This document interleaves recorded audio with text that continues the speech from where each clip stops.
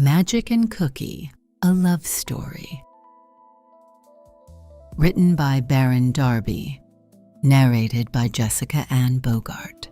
A word before. If you found this book because you already know them, because you are a Lakers fan from the Showtime years, or because you remember exactly where you were on November the 7th in 1991, when a man in his early 30s stood at a podium at the Great Western Forum and told the country he was retiring from the only job he had ever wanted, or because you have, in the years since, watched the same man build a business empire and a family and a marriage that has now lasted 34 years. Welcome. You will find what you came for. The party at Michigan State in 1978 is here. The tightest jeans Magic Johnson had ever seen are here. The phone call over Christmas break is here. The 2 broken engagements are here. The wedding in Lansing on September the 14th, 1991 is here. The press conference 6 weeks and 3 days after the wedding is here. The white suit Cookie wore that day is here. EJ is here. Elisa is here. Andre is here. The 34 years and counting are here. If you found this book and you are too young to have lived through any of it, welcome to you too, and stay. The question this book is answering is one you already care about, whether or not you know who Magic Johnson was on a basketball court. Can a man who, by the age of 32, was the most charismatic athlete of his generation, who was at the absolute peak of a career that had given him every reward a man could be given, be told one afternoon by a doctor that the rest of his life was going to be the work of staying alive? And can his bride of 6 weeks decide, in that same afternoon, on her own, with their unborn child in her body, that she was not going anywhere? Can a marriage that began with 2 canceled wedding dates, a son from another woman, and a public announcement of a private medical diagnosis become, by the time their grandchildren are old enough to read this book, the longest love story in modern American sports? The book you are holding is inspired by publicly available material about Erlitha Cookie, Kelly Johnson, and Irvin Magic Johnson Jr. The exterior, the timeline, the on-record interviews, the Oprah sit-downs, the public anniversaries, the press conference of November 7th, 1991, Cookie's 2016 memoir, Believing in Magic, EJ's own public coming out, the launch of CJ by Cookie Johnson Denim in 2008, the Magic Johnson Foundation, Magic Johnson Enterprises, the Lakers ownership era, the Dodgers and Sparks ownership stakes, is sourced. The interior, the phone call over the December break in 1979, the morning Cookie put on the white suit to go to the forum, the bedroom in Bel Air, the night EJ told them what he had been carrying, the kitchen on the morning of any of the 200-plus Sunday mornings the 2 of them have woken up next to each other and chosen, again, to do another week, is dramatized in the spirit of what they have said in their own words about their own marriage. Magic's HIV is treated only via what he has himself put on the record in his own press conferences, his own books, and his own 30-plus years of public advocacy. Cookie's faith is treated only via what she has herself put in her own memoir and her own interviews. EJ's coming out is treated only via what he has himself chosen to share. The Mitchell family is referenced only via the framing Magic himself has used in his own books, and Andre himself has used in his own interviews. No third party has been named or speculated about, beyond what the principals have themselves named. What follows is a love story, not a perfect one, not a televised one, the actual one, told the way they have always told it. The tightest jeans, the broken engagement, the white suit, the unborn baby, and the 34 years that came after. Prologue. Both of Us. Bel Air. An evening in 2026. The kitchen of the house in Bel Air is the kitchen of a long marriage. The kitchen is not new. The kitchen has been renovated, in the way kitchens in long marriages are renovated several times. On the small private timetable, a couple sets when they have decided that the kitchen is, in some quiet way, the chapel of the house. The kitchen has windows that face a yard that has by now hosted 3 weddings, 2 of them their children's, and 1 wedding that was going to be theirs in 1989.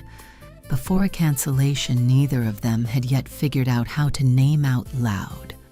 The kitchen smells, this evening, like garlic and onions, and the particular Sunday supper rhythm that the Detroit Black Catholic Pentecostal Baptist mother of a long-married woman teaches her daughter in a kitchen, and that the daughter, now 66, has been making her own version of for 34 years.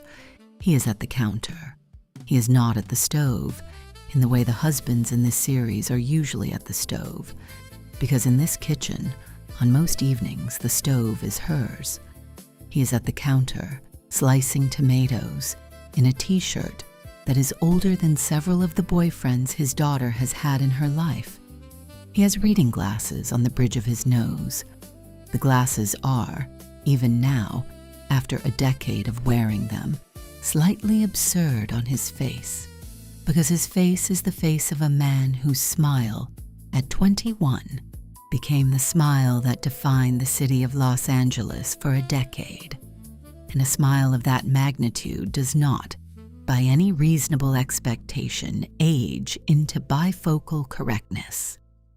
But the bifocals are on the bridge of his nose, and the man under them is 66 years old, and the wife at the stove next to him is 66 years old, and the dog in the doorway is a dog of indeterminate age that they brought home from a shelter 8 years ago, after Elisa had moved out, and the house was, for the first time in 20 years, too quiet. She says, "Baby." He says, She says, "You are slicing those wrong." He says, "I am slicing them the way I have always sliced them." She says, "I know. You have always sliced them wrong." He laughs. He laughs the way he has laughed for 34 years of marriage and 48 years of knowing her, which is the laugh of a man who has, in private, been told a thing about himself by the only person on earth who is allowed to tell him that thing about himself, and who is, in his real interior life, more grateful for the telling than for any other piece of correction he has ever received in his life. He says, "Fine, show me." She comes around the counter. She takes the knife. She slices a tomato. The tomato falls apart in even half-inch pieces, the way a tomato falls apart when a Detroit woman who has been cooking for 60 years is the one slicing it. He watches. He says, "All right." She says, "All right." She hands him the knife. She kisses the side of his neck. She goes back to the stove. He resumes slicing. That is the love story. That is the whole of it, in this kitchen, in one sentence, for the people who skip to the end. The rest of the book is how they got here. Part 1. Before. Chapter 1. Cookie. Huntsville. To Detroit. I was born in Huntsville, Alabama, and I was named, at birth, Erletha. I was named for my father, whose name was Earl Kelly, and who, at the time I was born, was, in the way of black fathers in Alabama in the late 1950s, a man who had been working at every job available to a black man, with my father's particular set of strengths. Earl Kelly was the kind of man who could fix anything mechanical, build anything wooden, sing any of the standards from the black church repertoire on a Sunday morning, and look you in the eye on a Wednesday in a grocery store with the expression that told you, before you spoke, that he was not going to need you to tell him anything he did not already know about you. My mother nicknamed me Kooky. She nicknamed me Kooky because there had been, on television, in the late 1950s, a character named Kooky on a show called 77 Sunset Strip, and my mother had thought the character was the most stylish thing she had ever seen on a television screen, and she had decided, on some afternoon when I was a baby in a bassinet, that I was, in the way babies sometimes do, going to grow up into the version of Kooky that the woman on the television had not been allowed to be. By the time I was old enough to write my own name, the K had become a C, and Kooky had become Cookie, and Cookie I have been, from the time I was about 7 years old, for the rest of my life. My family moved to Detroit when I was 6. I want to give you Detroit in 1965, because Detroit in 1965 is the city my body remembers. Detroit in 1965 was a black city that had not yet been told it was about to become the city the rest of the country would, in the next 50 years, point to when the rest of the country wanted to talk about a black city without saying the word black. Detroit in 1965 was a city of work, of churches, of large families and small kitchens, of the smell of Coney dogs and Verner's ginger ale, of the Motown sound coming out of car radios, and of a black middle class my father walked into the middle of with his Alabama hands and built a life inside. My mother kept the house. My father worked. My siblings and I went to school. The school I went to was a school where most of the children looked like me, and some of the teachers looked like me, and where I learned, before I had any other piece of life experience, what it was to be a black girl who was expected, in every room she walked into, to be excellent.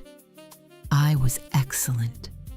I want to put that on the page in this book, because for too long black women in the public record have been told to soften that part of themselves.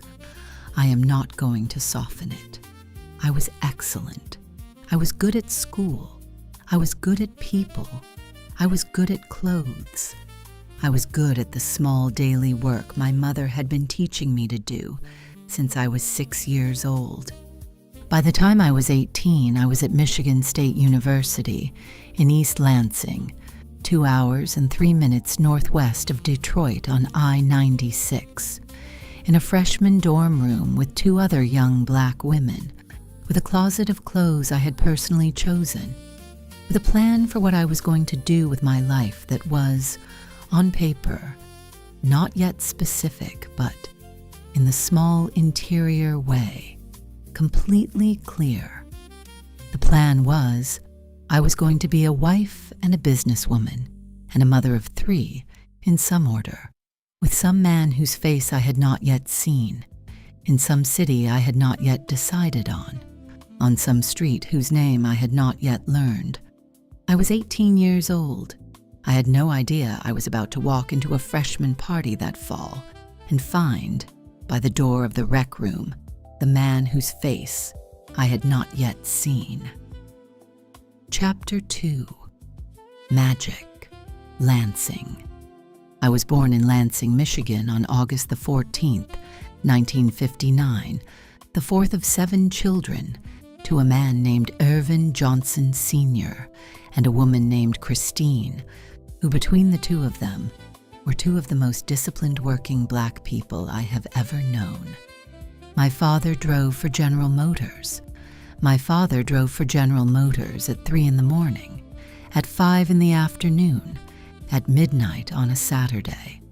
on the morning of every holiday I can remember in the years I was small. My father did not believe in days off. My father believed instead in a particular kind of lancing black man dignity that was the dignity of doing the work that had been put in front of him to do, in the order it had been put in front of him to do it, and not complaining about any of it. My mother kept the house. My mother kept the house with 7 children in it. I want you to picture that. 7 children, 1 bathroom, 1 kitchen. A single mother of 7 who was, somehow, also working a job at the school cafeteria part of those years.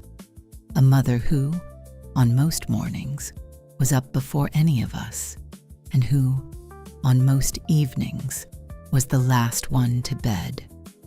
I was the 4th of those 7 children. I was named Irvin, after my father, and I was, from the time I was about 7 years old, called Junior. I was Junior in the house.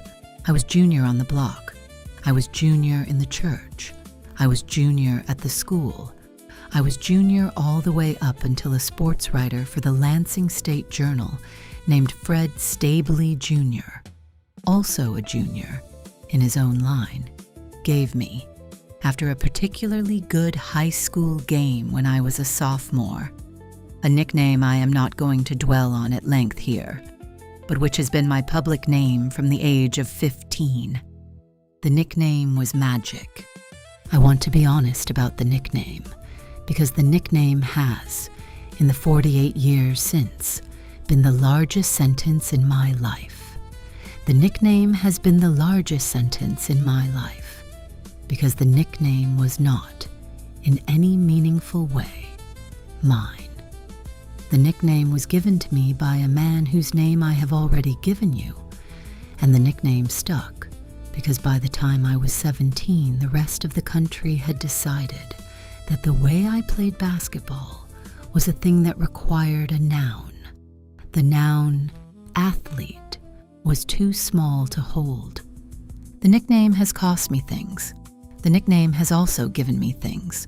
The wife I am writing this book with is the only person on earth who has, in 48 years of knowing me, called me by my actual first name. She does not call me Magic. She does not call me Junior. She does not, in private, in the kitchen, in the bedroom, in the room where I am writing this book right now, call me anything other than Irvin. I want you to remember that as you read the rest of this book. The man who is writing the chapters with my name on them is named Magic on the cover, and Magic in public, and Magic in every press release. The rest of his life is going to put out. The man my wife is married to is named Irvin. The two are not the same person. She has been married for 34 years and counting to the second one. Chapter 3, Cookie, Michigan State. I want to give you Michigan State in the fall of 1977, because Michigan State in the fall of 1977 is the room in which my actual life started. Michigan State was a large public university in East Lansing, Michigan, with approximately 40,000 students at the time I arrived, of whom a small fraction were black, and of whom an even smaller fraction were black women from Detroit, who had grown up in the kind of households where a black woman from Detroit had been told, since the age of 6, that she was going to be excellent. I was, in my freshman year, in a dorm called Wonders Hall. Wonders Hall is the name of an actual building. The building exists. The building was, at the time I lived in it, a 6-floor co-ed dorm with a long lobby and a small mailroom, and a particular kind of fluorescent lighting that the photographs from my freshman year do not, in any way, do justice to. The building had a basement rec room. The basement rec room had a record player and a couple of vinyl records that whichever resident had brought them had not, at any point in the year, taken back upstairs. I made friends. I was good at making friends. I had a roommate I am not going to name because she has her own life and her own grandchildren and is not, at this point, looking to be a side character in another woman's love story. What I will tell you is that my roommate was the kind of woman who did the thing my mother had taught me to do, which was not let one's freshman year of college be the year one stopped being one's mother's daughter. I went to class. I studied. I called my mother on Sunday afternoons. I went to church on Sunday mornings, even though the church near campus was not the church I would have chosen, because Sunday morning was not, in the household I had come from, optional. I made my own meals. I did my own laundry. I was, by every measure available to me at 18, fine. I was not until November of 1978 in love. I want to be specific about November of 1978 because November of 1978 is the month I want this chapter to end on. November of 1978 was the start of my sophomore year. By November of 1978, I had a small group of friends, a small group of professors I respected, a small group of classes I was doing well in, and a small private growing impatience with the boys at Michigan State, who had by then been taking me on the kind of dates that did not, in any deep way, do anything for me. I was bored. I want you to put that on the page. I was bored. I was 19 years old, and I was bored. I was bored in the way that a smart black girl from Detroit gets bored at a state school where the boys her own age have not yet figured out, by sophomore year, how to ask a smart black girl from Detroit a real question. I had been on, by my own count, 12 dates that fall. None of the 12 had asked me a real question. None of the 12 had stayed in the conversation more than 3 minutes after the conversation had stopped being about him. In November of 1978, on a Friday evening I am not going to fully describe in this book because I do not, on any of the available reconstructions, fully remember it, a friend of mine invited me to a party at a building on campus I had not been to before. I went. I wore, that night, the pair of jeans I had been holding for an occasion. I had not yet figured out what the occasion was. I had decided, on the way out of the dorm room with my friend, that the occasion was this night. I walked into the room at the party. There was a tall young man by the door. The tall young man was, by the standards of any Michigan State sophomore I had met, tall. The tall young man was, by the way of his eyes following me as I walked in, paying attention. The tall young man was, in the small interior way only a black girl from Detroit can clock in real time, the only person in the room. I did not know who he was. I walked past him. I felt his eyes the entire way past him. I did not, on the way past him, stop. I did not, on the way past him, smile. I did not, on the way past him, say anything. The Detroit girl in me had been taught not to. I waited. He waited too. The party went on. I was at the punch table later. I had a small plastic cup. I was talking to my friend. I felt him approach. I did not turn around. He came up to my elbow. He cleared his throat. I turned around. I gave him the small look the women in my family give when a man has come to the table and not yet said his name. He said, "Hi." I said, "Hi." He said, "My name is Ervin." That was the moment. I want to put that on the page. He did not say magic. He had been magic at Michigan State by then for over a year. He had been magic in the press for 2 years. He had been magic all over the state of Michigan and most of the rest of the country that paid attention to college basketball for the duration of his entire Michigan State career so far. He was, at the moment he said his name to me, the most watched college basketball player in the country. He did not say Magic. He said Ervin. He said it because he had been raised in a Lansing house with 7 children and 1 bathroom by parents who had taught him that a black woman at a punch table on a Friday night in November of 1978 deserved his actual name before she deserved his stage name. I have, in 48 years of knowing him, called him Irvin. I have called him Irvin in the kitchen. I have called him Irvin in the bedroom. I have called him Irvin in the hospital. I have called him Irvin in front of every president who has been to our house. I have called him Irvin in front of every coach he has ever played for. I have called him Irvin in front of his own mother. I have, on every Christmas morning of my marriage, called him Irvin. The rest of you can have Magic. I have Irvin. Chapter 4. Magic, the Party. I want to confess something about the night I met my wife. I had not been planning, on the night I met my wife, to fall in love. I had been planning, on the night I met my wife, to be at a party for 90 minutes, leave by 11, get home by 11:15, and be in bed by 11:30, because I had a basketball practice at 6 in the morning the next day, and a coach Heathcote who, at 6:15 in the morning, would have made me run sprints for every minute I had not, the night before, gotten enough sleep. That was my plan.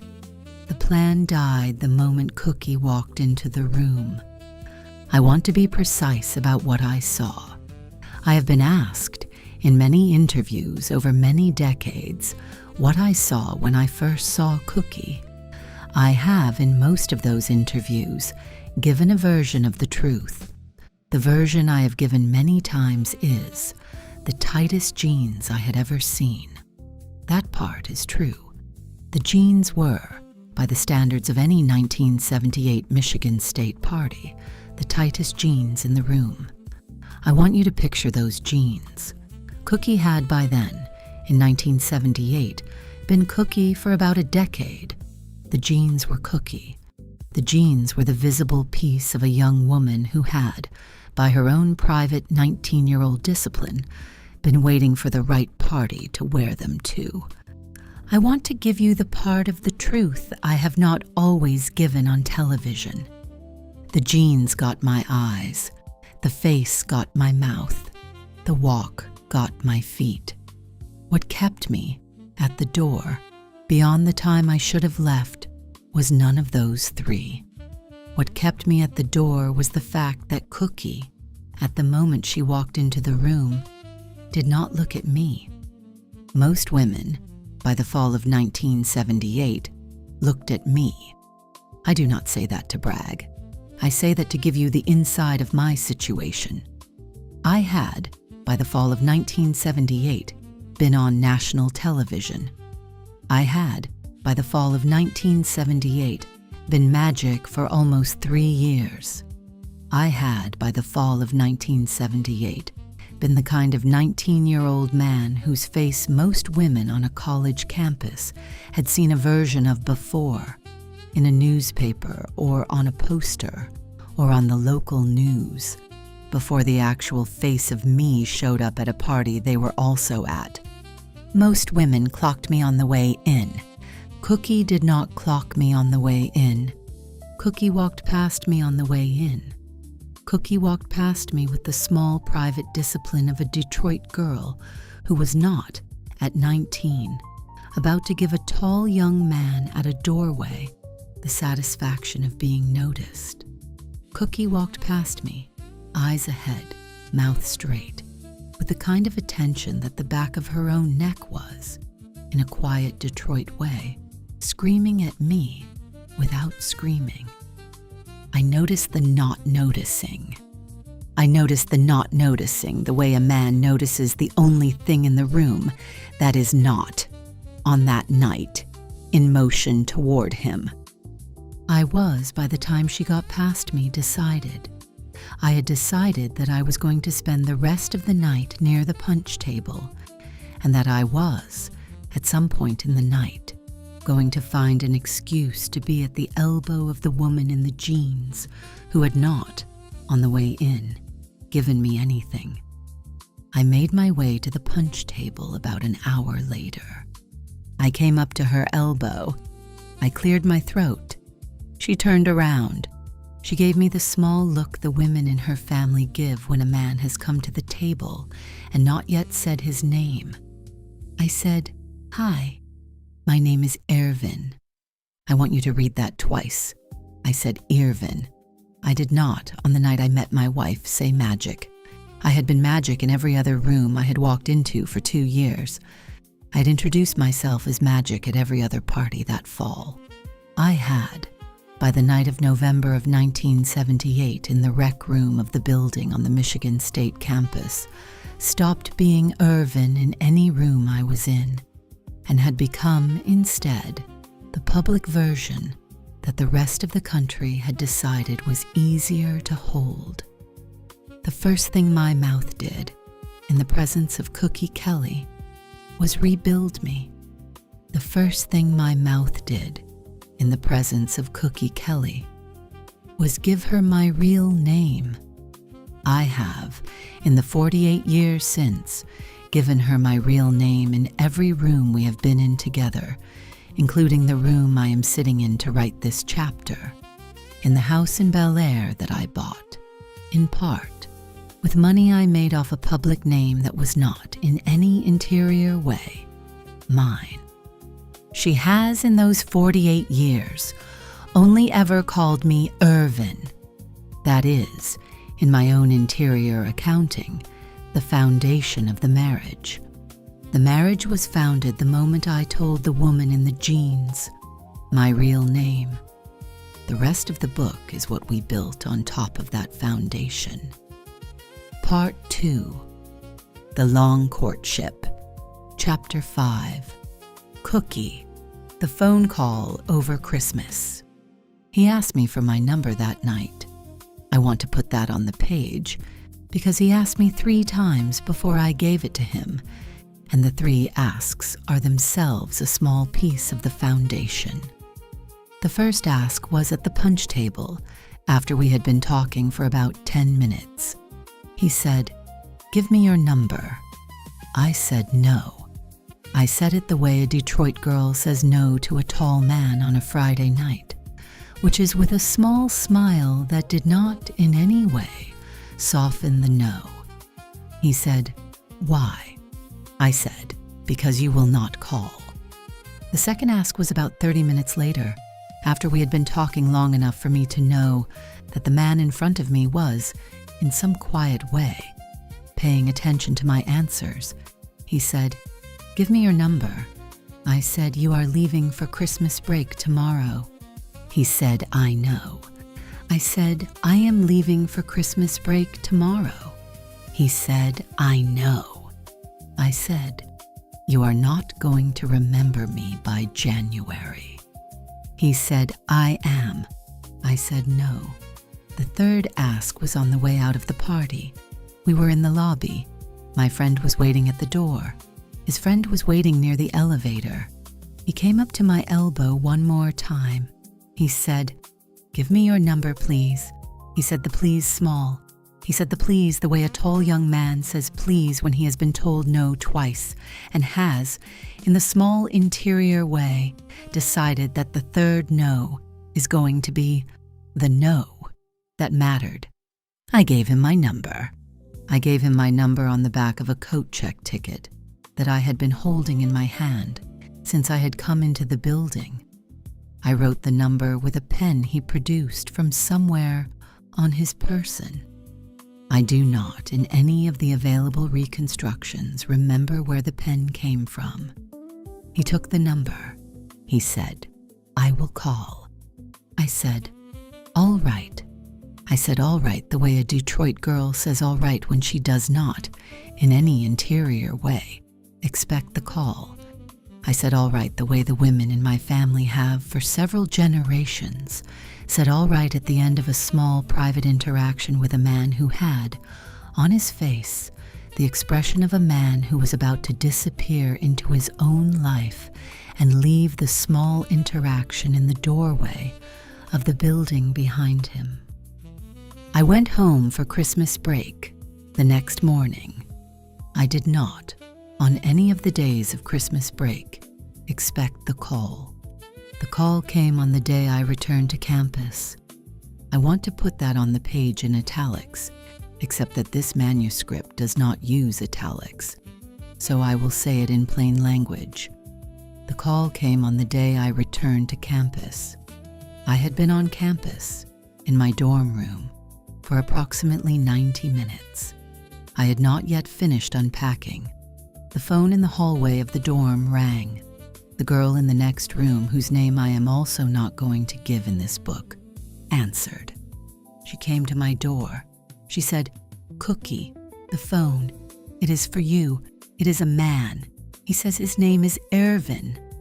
I went to the phone. I picked it up. He said, "Cookie." I said, "Hi." He said, "I told you I would call." I said, "You did." He said, "Are you free for dinner tonight?" I said, "Yes." "I want you to read that yes twice." I said, "Yes." I said yes the way a Detroit girl says yes when a man has done the only thing the women in her family have, for several generations, told her to wait for, which is to remember. He had remembered. He had remembered the number. He had remembered the day. He had remembered the time of day to call. He had remembered me. I had, until that phone call, been a woman who had walked through the world for 19 years, hoping to be remembered. I was, from the moment of that phone call onward, a woman who was, in fact, remembered. That is the moment my marriage started. The wedding was 13 years later. The diagnosis was 13 years and 6 weeks later. The first child was 13 years and 7 months later. The marriage started on the phone in a hallway of a dorm called Wonders Hall on a Tuesday in January of 1979, when a tall young man at the other end of the line did the only thing I had, in my entire life so far, asked a man to do. He had remembered. Chapter 6, Magic, Going Pro. I want to do a brief chapter on what came next, because what came next was the part that would, in any other love story, have ended this one. What came next was the NBA. I want you to picture me, in the spring of 1979, 20 years old, the second pick in the NBA draft, walking into a Los Angeles I had been to once before in my life. With a contract I am not going to give a number on in this book because the number is not the point.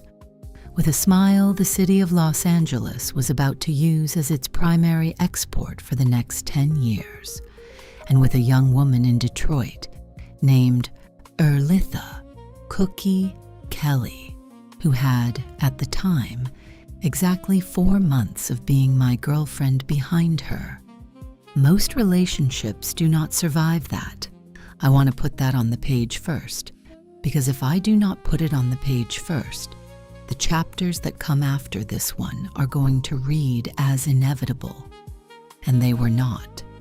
Most college relationships do not survive the boyfriend going professional in any sport, much less the boyfriend going professional in the sport that, in 1979, was about to spend a decade making him one of the most recognized faces on earth.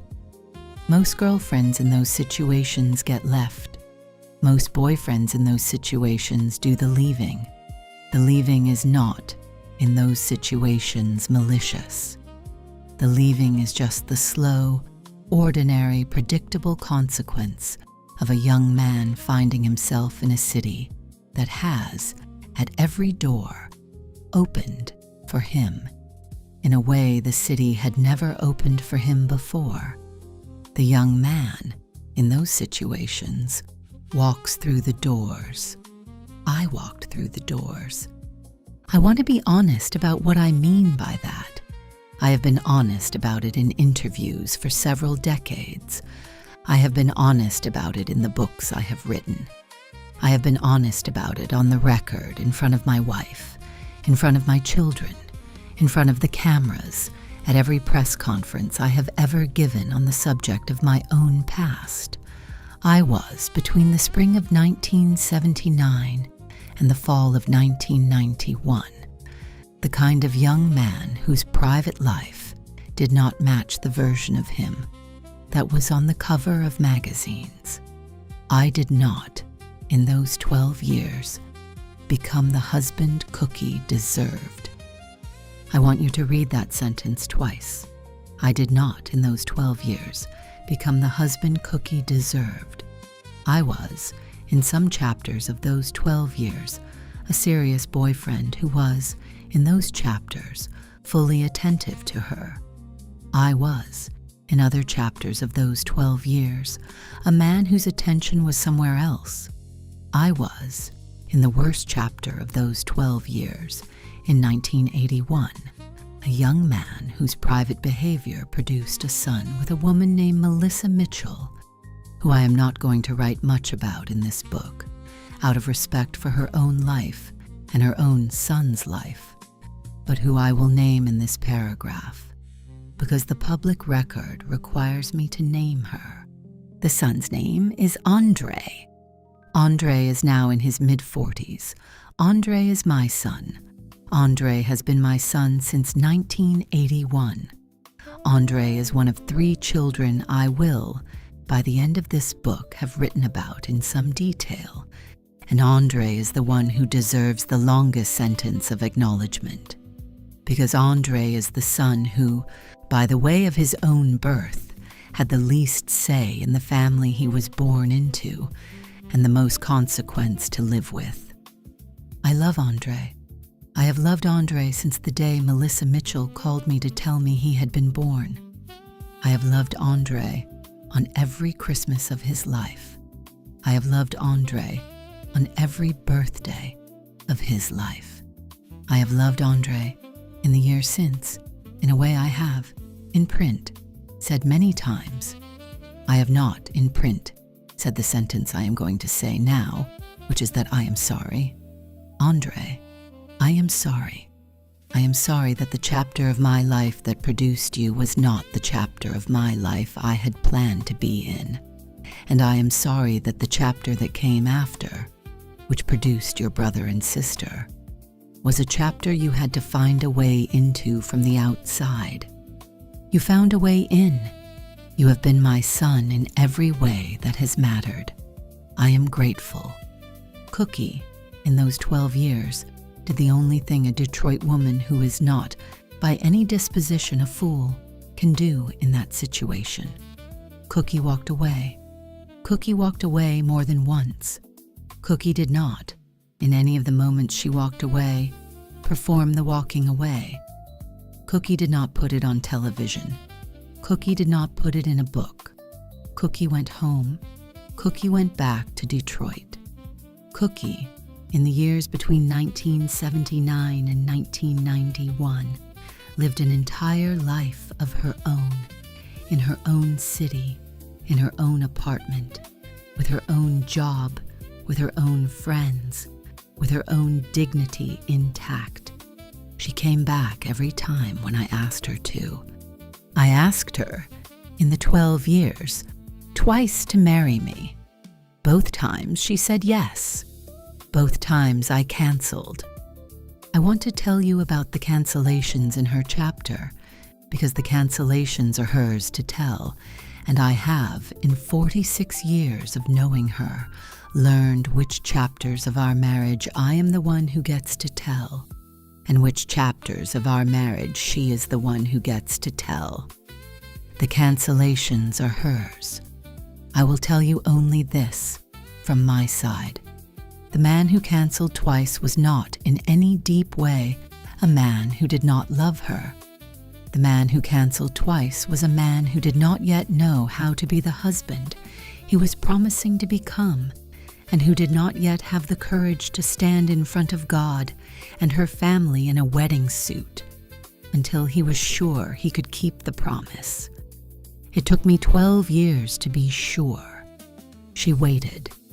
She waited because she had decided, on the phone in the hallway of Wonders Hall in January of 1979, that the man at the other end of the line was, in some way, she was not yet able to articulate at 19, hers. The waiting is the love story. The wedding is the punctuation. Chapter 7. Cookie, the Lakers years.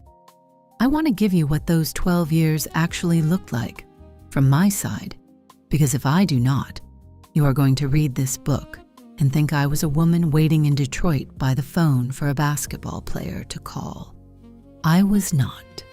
I want to put that on the page first, because the version of those 12 years that has ended up in the public record, in some quarters, is the version where the woman is the one waiting, and the man is the one moving. I was not the one waiting.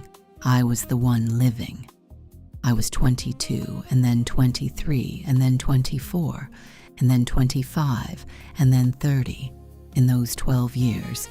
And at every age in those 12 years, I had a job, a city, a closet of clothes, a circle of girlfriends, a church I went to on Sunday morning, and a life that did not, on Tuesday afternoons, depend on which game Magic Johnson was playing, or which woman had been seen at which Lakers party. I had a life. The life was good. The life is the part of those 12 years the public record has not, on the whole, paid much attention to. I was working. I was, in those years, working in cosmetics, first at Detroit area department stores, later in the early stages of what would become my own brand. I had, by 26, an apartment of my own. I had, by 28, a small set of regular clients who came to me for the kind of beauty work that the bigger department store counters were not yet doing for black women. I had, by 30, a savings account, a 401k, which I want to put on the page because it is a sentence that the women of my generation in my community had not always been able to say, and a small private set of plans for what I was going to do with my own life, regardless of whether the man on the West Coast ever, in any deep way, came back. I want you to know that part. I had a plan that did not, in any way, depend on him. He came back. I want to also put that on the page. He came back. He came back several times. He came back in 1981, after the chapter the world has read about. He came back in 1985. He came back in 1989, when we got engaged the first time. He came back in 1990, when we got engaged the second time. The first engagement was, I want to be specific, on Christmas of 1989. The second engagement was about a year and a half later. The 2 cancellations were his. The 2 yes-s were mine. I have been asked in many interviews over many years why I said yes both times. I have given the version of the answer I have given on Oprah, which is true. I had decided, at 19, that he was the one. I had not, in 12 years, found a reason to undecide. The version of the answer I have not always given on Oprah is more specific. I said yes both times because the man Irvin was, in private, in the rooms I was in with him, the man I was going to marry. The man Magic was, in public, in the rooms I was not in with him. Somebody else's problem. I had decided by my late 20s that I was not going to marry Magic. I was going to marry Irvin. The complication was that Irvin and magic had not, by the late 1980s, fully figured out how to be the same person. I waited for Irvin and magic to be the same person. That sentence is the marriage. I know that sentence is the marriage because in 1991, when I finally got the wedding, the man in the suit at the front of the church in Lansing was no longer two people. He was one person. The two had, in the year leading up to the wedding, finally fused. I married the fused person. I have, in the 34 years since, been married to one man. The two earlier engagements had been promises by half a man. The 1991 wedding was a promise by the whole one. The whole one is the man I went to live in California with 6 weeks before he was diagnosed with HIV. I want you to keep what I just told you in mind, because the chapters that come after this one are about a different kind of marriage than most love stories cover. Most love stories end at the wedding. Mine, in some ways, started at the wedding, and the start was a start by a fully assembled man whose body was, 6 weeks later, going to give us news the wedding had not been planning for. The body gave us the news. We were ready. I want to put that on the page. We were ready. Most marriages, 6 weeks in, are not ready for what we got hit with. We were ready because we had spent 12 years, separately and together, becoming ready. The 12 years had not been wasted. The 12 years had been the wedding rehearsal. The 12 years had been the trial run. The 12 years had been the part of our marriage that the wedding had not, on its own, been able to give us. The 12 years are the chapter the world has, until now, mostly skipped. The 12 years are the foundation. The wedding is the punctuation. The HIV announcement is the test. The 34 years are the answer. Chapter 8. Magic. The two broken engagements. I want to use this chapter to do something I have not, in any prior interview, done. I want to apologize, in print, in this book, to my wife. I want to apologize for the 2 engagements I canceled. I want to apologize for the chapter of my life that produced my oldest son. I want to apologize for every Friday night in every Lakers season between 1979 and 1991 that I was not, in private, the man my public name suggested I was. I want to apologize for the years she was in Detroit, building a life that did not depend on me, while I was in Los Angeles, building a public name that, in private, was costing me the only relationship in my life that was going to outlast every championship I would ever win. I am sorry. I want you to read those 2 words on the page. I am sorry. I've said them in private, to my wife, many times. I have said a version of them in interviews. I have not, in print, said them in the form of a sentence with no qualifiers to her, on the page, in a chapter she will read. This is the chapter she will read. This is the page. Cookie. I am sorry. I want to be specific. I am sorry that the first engagement was canceled. The first engagement was at Christmas of 1989. I had given you a ring. The ring was, in the way of any Lakers money ring of that era, beautiful.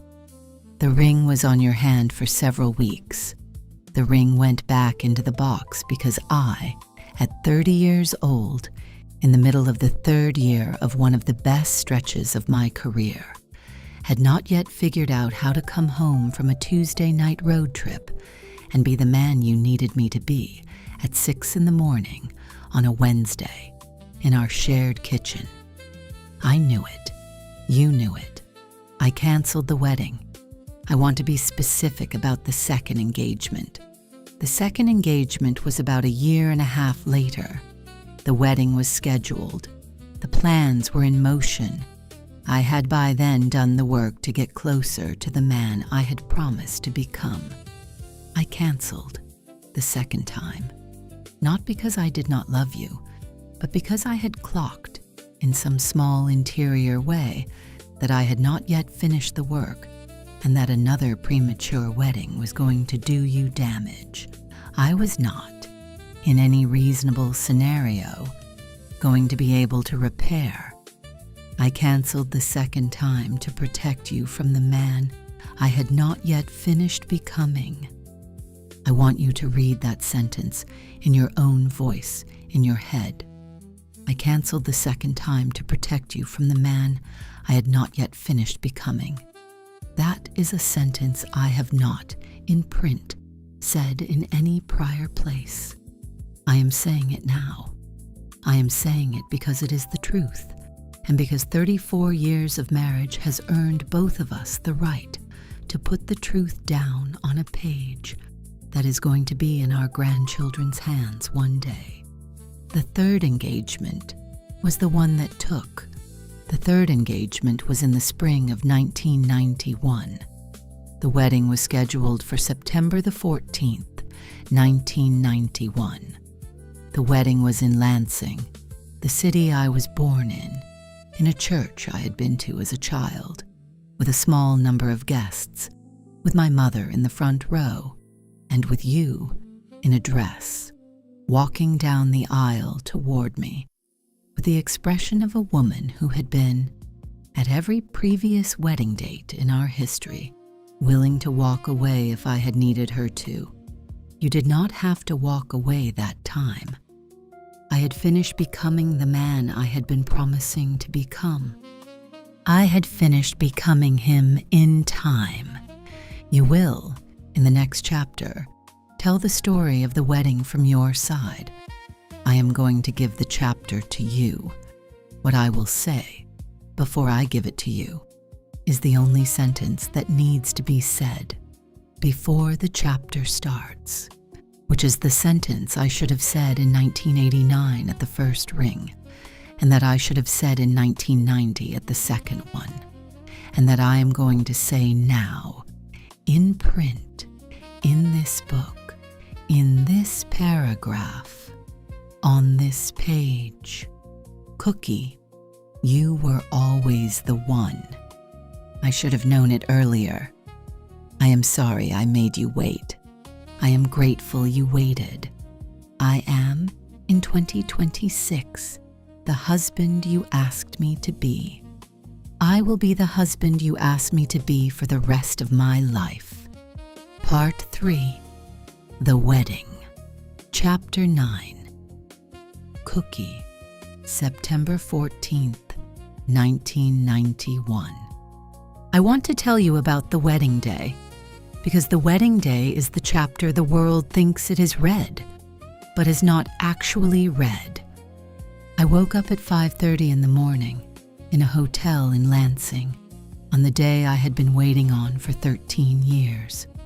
The light through the window was the kind of September Michigan light that comes in flat and a little orange, and that in any other month would not have been the right light, but that on the 14th of September of 1991 was the only correct light I have ever, in my entire life, seen come through a hotel window. I lay on my back. I did not get up. I lay on my back, and I had, in the space of approximately 3 minutes, every thought a 32-year-old woman who has been waiting 13 years for a particular wedding has when the wedding is, finally, that morning. I had, for those 3 minutes, the small private rerun of every Christmas of every year between 1979 and 1990. I had the Christmas of 1981, when I had heard about the baby. I had the Christmas of 1985, when he had come back briefly, before going back to a season that had taken him from me again. I had the Christmas of 1989, when I had a ring on my finger that I had gone to bed wearing for several weeks before he had, with his own mouth, asked me to take it off. I had the Christmas of 1990, when I had a second ring on my finger that I had not yet allowed myself to enjoy. I had the Christmas of 1991 that I did not yet know about, that was going to involve a doctor's appointment, whose result I did not yet know was going to be positive, in both senses of the word, because I was going to be pregnant by the time of that doctor's appointment, and the news the doctor had for my husband was, on the same afternoon, going to change every other plan we had made for the rest of our lives. I did not yet know any of that on the morning of September the 14th, 1991, lying on my back in the hotel room in Lansing. What I knew on that morning was that I had finally, after 13 years, gotten the wedding. I got up, I made coffee, I sat in the chair by the window, I watched the light change. I was going to have a hairdresser arrive at 7:30. I was going to have a makeup artist arrive at 8. I was going to have my bridesmaids arrive at 8:30. I was going to be in the dress by 10. I was going to be in the church by 11:30. I was going to be Cookie Kelly Johnson, Mrs. Irvin Johnson, by 12:15. I want to tell you what I prayed that morning. I prayed in my own voice, in the chair by the window, with the hotel coffee in my hand and the Michigan light on my face. I prayed the way the women in my family had taught me to pray, which is the way Black Christian women pray when they have been, for 13 years, asking God for the thing in front of them. And the thing in front of them is, finally, in the room. I said, into the chair, Lord, thank you. I said, Lord, I am ready. I said, Lord, take care of him. I said the third sentence, the way a wife says it when, in some quiet way, she has known, since approximately 20 minutes after she met him, that the man she was going to marry was a man who was going to need her prayers as a load-bearing piece of his life. I had been praying for him since 1978. I had been praying for him in 1981, when I had been pregnant by another man's situation. I had been praying for him in 1989, when I had taken the ring off the first time. I had been praying for him in 1990, when I had taken it off the second time. I was praying for him on the morning of the wedding because the praying had been, for 13 years, the part of our marriage I had been doing whether or not he was, on any given Tuesday, in the room. The wedding came. The dress was beautiful. The flowers were beautiful. The light in the church was the right light.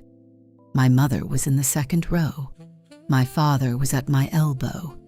He walked me down the aisle with the steadiness of a man who had been waiting, in his own quiet way, for the right wedding. The right wedding was in front of us. I got to the front. He was there. He was on his face, the version of himself I had been waiting for. He had on his face the small interior expression I had only ever seen on him in private, in the kitchen of his apartment in Los Angeles, on the mornings when no Lakers coach was about to call.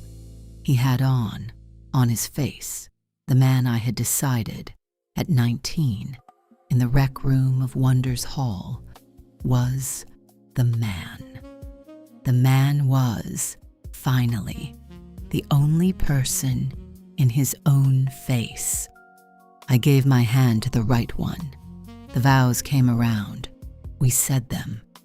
They were not the vows I had been imagining at 19. They were the vows of two people who had, in some way, earned the right to write our own. We promised each other the small, ordinary things. We promised each other forever. We promised each other Sunday dinners. We promised each other the children we did not yet have. We promised each other the children he already had. We promised each other the version of him that was no longer two people. We were married. I want you to hold that for the rest of the book. We were married. The next 40 days the world is going to think it knows about. The next 40 days the world is going to read about in newspapers, in magazines, in the documentary that Apple TV would eventually make about him. The next 40 days are not the next 40 days I knew about, on the dance floor of the reception, in the dress my mother had helped me choose, with my new husband's hand on my back, dancing to a song I am not going to name in this book because the song is one of the small private things we have kept. The next 40 days on the dance floor that night were just the next 40 days of the marriage I had been waiting for. The marriage was 40 days old, and 1 day old, and 1 minute old. The diagnosis was 6 weeks and 3 days away. I did not know. I did not need to know. I had, on the dance floor, my hand on his back, in the position my hand has been in for 34 years. That is the wedding. Chapter 10. Magic. Lansing Wedding. I want to give you my version because I have one, and because if I do not give it to you, the chapter that comes next is going to be missing a small interior piece.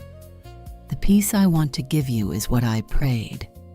I prayed in the bathroom of the hotel suite in Lansing on the morning of the wedding, at approximately 6 in the morning, with my face in my hands, with my elbows on my knees, on the closed toilet seat, with the door locked, with my mother and my brothers in the next room, with my father, who was alive and well that day, downstairs in the lobby drinking coffee with my agent.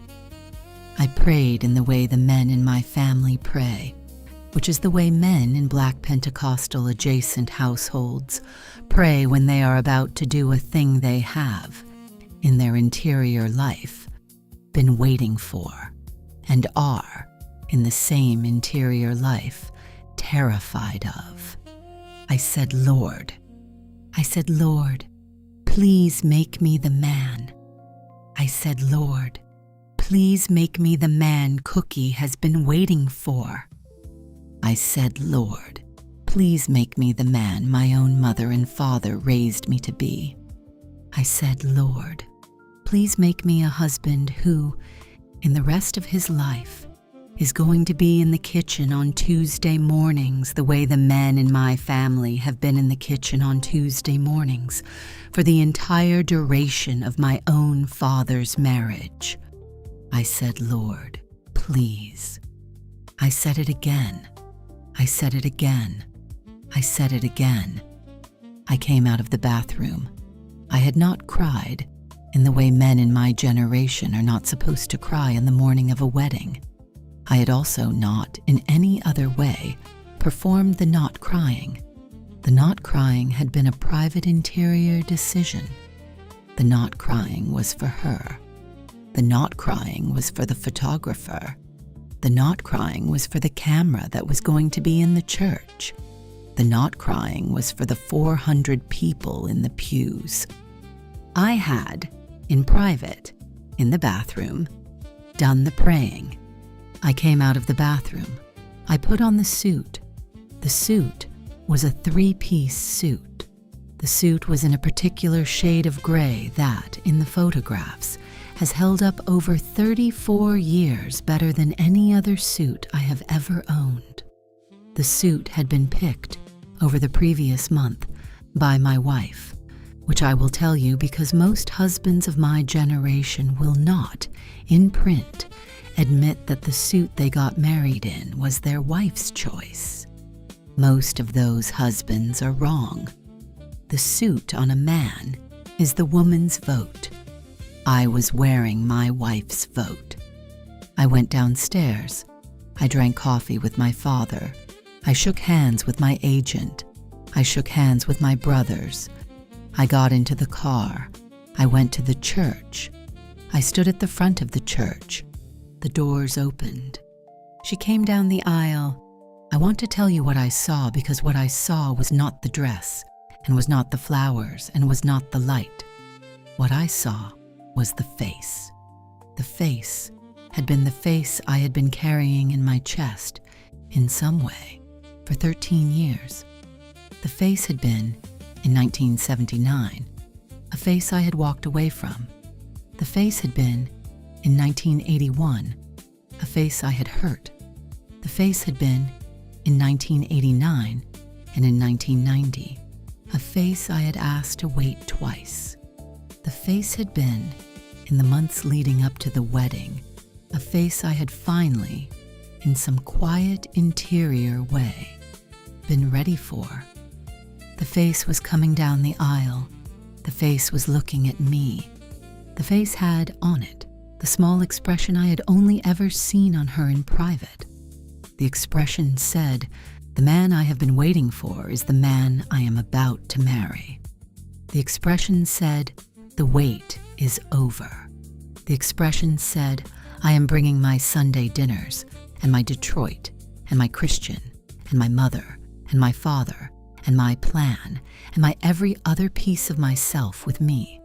And I am giving them all to you, and I expect you to keep them." I expected to keep them. I have, in 34 years, kept them. I am writing this chapter to tell you, on the page, that the keeping was the work. The wedding was the start. The keeping is the rest of the book. Chapter 11. Cookie, the first weeks. We had 6 weeks. I want you to read that sentence twice. We had 6 weeks. I am not going to dwell on the dramatic obviousness of the math, because the math is in every newspaper article ever written about us, and I do not need to make my own marriage a math problem in this book. What I will tell you is what those 6 weeks were in the inside of our actual house before any of the rest of it happened. The 6 weeks were the easiest 6 weeks of my life. We were in Los Angeles. We were in his apartment, which was, by then, going to be ours. The apartment had a view of the city. The apartment had a kitchen I had been promising myself for 13 years that I was going to make my own. The apartment had a laundry room I had spent the first weekend completely reorganizing in the way the women in my family reorganize laundry rooms, which is by the kind of fabric, by the kind of detergent, by the kind of day of the week the laundry tends to happen on. We had a routine. I want to give you the routine, because the routine is the part the public never got to see. He woke up at 6. He went to the gym at 6:30.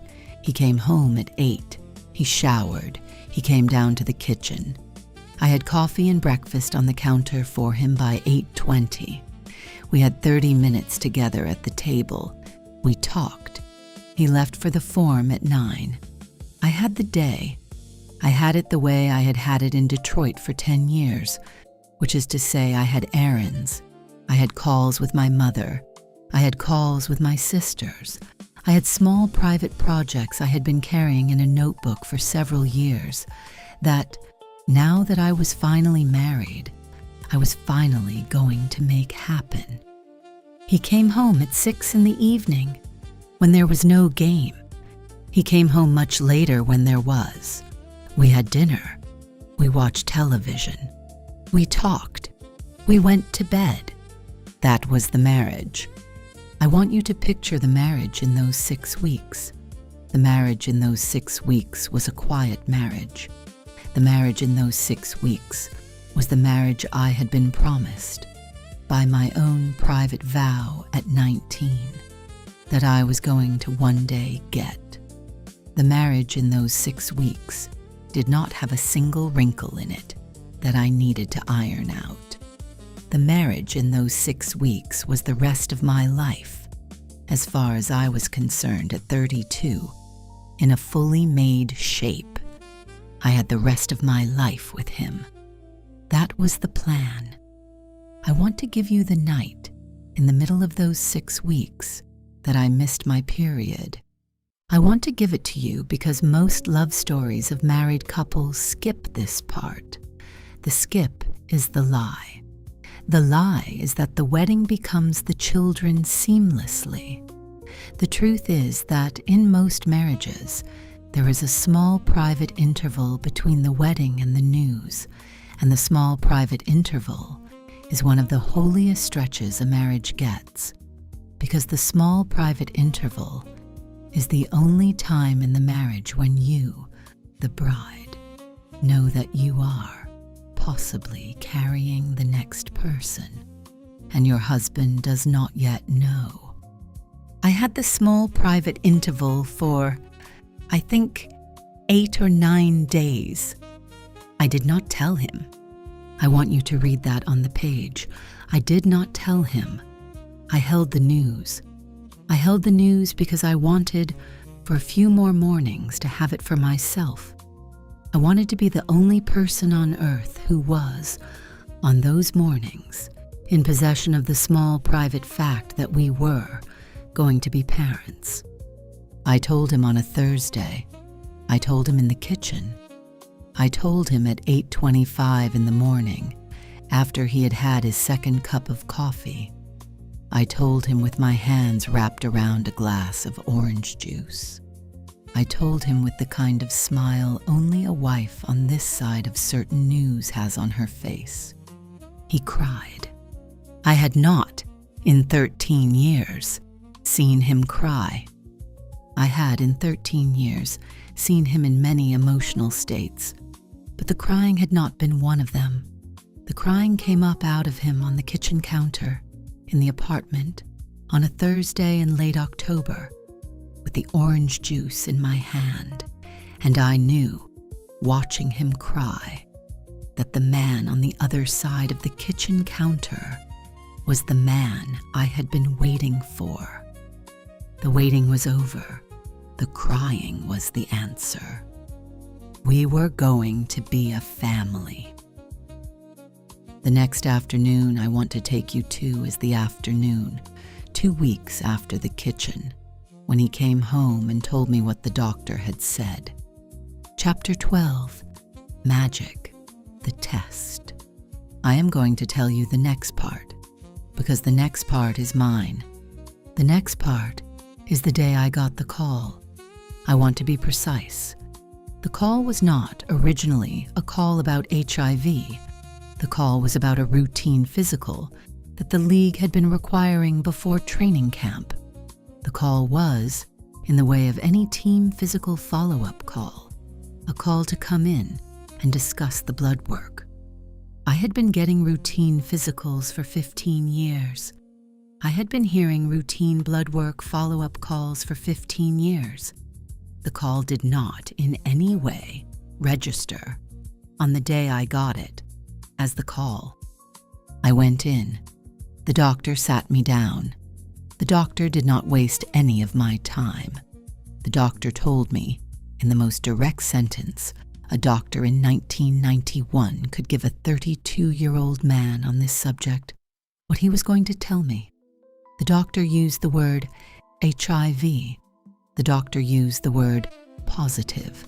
The doctor used the word seropositive, which I had to ask him to repeat, because I had not, until that moment in my life, heard the word seropositive said aloud in a sentence about myself. I sat in the chair. I want to give you the inside of the next 90 seconds, because the next 90 seconds are the 90 seconds the world thinks they have read about, and they have not. The first thing I thought was cookie. The first thing I thought was that I had, 6 weeks earlier, married a woman who had, the previous Thursday, told me she was pregnant. The first thing I thought was that the woman in question had, that morning, kissed me at the door on the way out, with her hand on my back, in the position I had become in 6 weeks, dependent on having her hand in. The first thing I thought was, I have to tell her. And the second thing I thought was, I have to tell her. And the third thing I thought was, I do not yet have the words. The doctor was still talking. The doctor was telling me about treatment options, about the testing they were going to need to do on Cookie, about the testing they were going to need to do on the unborn baby, about the medical regimen I was going to need to be on for the rest of my life, which was a regimen I was, to be very clear, going to start that afternoon. I heard about half of it. I went home. I stopped, on the way home, at a gas station I had never stopped at before, in a part of Los Angeles I had not been to in several years. I sat in the car. I did not, at the gas station, cry. I did not, at the gas station, scream. I did not, at the gas station, call anybody. I sat in the car, and I had the only conversation a man in this situation can have with himself, which is the conversation about whether he is, in the rest of his life, going to be the husband his wife of 6 weeks needs him to be, given what he has just been told. I decided I was. I have had to re-decide that on smaller scales on every Tuesday of the last 35 years. I have every time re-decided yes. I drove home. I parked the car. I walked into the apartment. Cookie was in the kitchen. Cookie was making something I cannot now remember. Cookie heard the door. Cookie looked up. Cookie said, "Baby." I said, "Baby." Cookie said, "What?" I said, "Sit down." I want to put on the page that Cookie did not, on hearing those 2 words, go small. Cookie went instead to the kitchen counter. Cookie sat on the stool at the kitchen counter. Cookie put her hands flat on the counter, palms down, in the posture I now know she goes into when she is bracing. I said, "The doctor called." She said, "All right." I said, "I tested positive." She said, "For what?" I said, "HIV." She did not, for several seconds, say anything. I want you to hold those several seconds. In those several seconds, in the kitchen of an apartment in Los Angeles, on an afternoon in late October of 1991, my wife of 6 weeks and 3 days, who was 8 or 9 weeks pregnant, with our first child together, who had been waiting 13 years for a wedding that had been canceled twice before it had finally happened, did the only thing a Detroit woman who is not in any way a fool can do in that situation. She did the math. She did the math fast. The math involved her own life. The math involved the unborn baby's life. The math involved every other woman in America who, in the same week, had been told some version of the same news. The math involved the medical implications, the social implications, the public implications. The math involved her own father, her own mother, her own siblings, her own church, her own city, her own friends, her own brand, her own reputation, and her own private dignity. She finished the math. She said, "All right, we are going to fight this together." I want you to read that on the page. We are going to fight this together. She said it the way a Detroit woman says it when she has done the math, and the math has come out on one side. The math had come out on one side. The side was the marriage. The marriage was, on that afternoon, 6 weeks and 3 days old. The marriage, on that afternoon, was going to have to be the architecture under everything that came next. She came around the counter. She put both her hands on my chest. She pressed her forehead to mine. She said, "Into my chest, into the air between us, into the kitchen, into the apartment, into the city of Los Angeles, into the rest of our lives." The sentence that I have every day for 35 years repeated to myself. She said, "I am not going anywhere." I said, "All right." She said, "All right." The next day was November the 7th. The next day was the press conference. The next day was the white suit. Part 4. The diagnosis. Chapter 13. Cookie. November 7th. I want to tell you about the white suit. I had bought the white suit, originally, for a different occasion. I had bought it several months earlier in a Beverly Hills shop I will not name, because the shop is no longer there, and the woman who had sold it to me was a black saleswoman, whose name I do not now remember, and who, in the way some black saleswomen in Beverly Hills in 1991 did, had given me, with the suit, a small set of opinions about how to wear it that I had not asked for and that I have, in the years since, used. The suit was a white pantsuit. The suit had a long jacket. The suit had pants that were, by the standards of any 1991 Beverly Hills suit, perfectly cut. The suit had, on the morning of November the 7th, 1991, been in my closet for several months, on the right-hand rod, in a dry cleaning bag I had not, until that morning, had occasion to take off. I took the bag off. I want to tell you why I picked the white suit. The white suit was the suit I had bought to be photographed in. I had not yet, by November of 1991, been photographed in many suits in my own life. I had been photographed in a number of dresses, in the way the wife of a famous man is photographed at events. I had not, before November of 1991, been the woman in the photograph. I had been the woman next to the woman in the photograph. I had been Magic Johnson's wife in the photograph. I had been Irvin Johnson's wife in the photograph. On November the 7th, 1991, I was going to be the woman in the photograph. I want you to understand why. I want you to understand because the why is part of the marriage. The why was that, on November the 7th, my husband was going to stand at a podium at the Great Western Forum in front of a press corps that was going to take, in the next hour, the largest number of photographs my husband had ever been the subject of.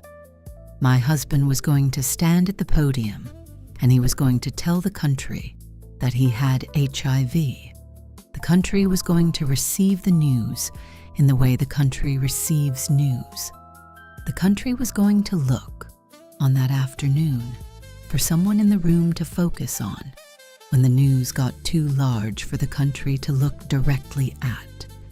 The someone they were going to look at was going to be me.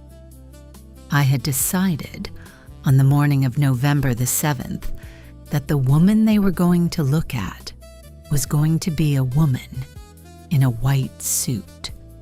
The white suit was deliberate. I want to put that on the page in this book because the white suit has, in the years since, been the subject of a number of articles, and most of the articles have not understood the white suit.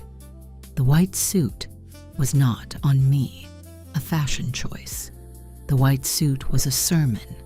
The white suit was the sermon of a black woman who had decided, on the morning of November the 7th, that the country was going to need to look at a black woman in a white suit, standing 2 feet behind her husband, with her hand on his back, in the position I had been in for 13 years, and with her face calm, in order to receive what her husband was about to say. I put on the suit. I put on the lipstick. I put on the small set of pearls my mother had given me on the morning of my wedding day in Lansing 6.5 weeks earlier. I put on the shoes. I put on the small private composure I had learned from the women in my family in Detroit and in Huntsville. Before that, which is the composure you put on when, in the next hour, the rest of your life is going to be photographed for a news cycle that is going to last several decades. I went to the forum. I stood behind him at the podium. He said the words. I did not, for the duration of the press conference, move my face. I have, in the years since, been asked many times what I was thinking during the press conference. The press conference ended. We left the forum. We went home.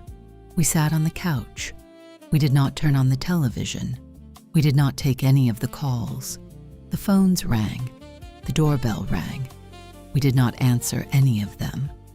We sat on the couch in our living room, in the apartment that was, by then, our home, with my hand in his hand, and we were, for the first time since the doctor's appointment 4 days earlier, alone in our own house.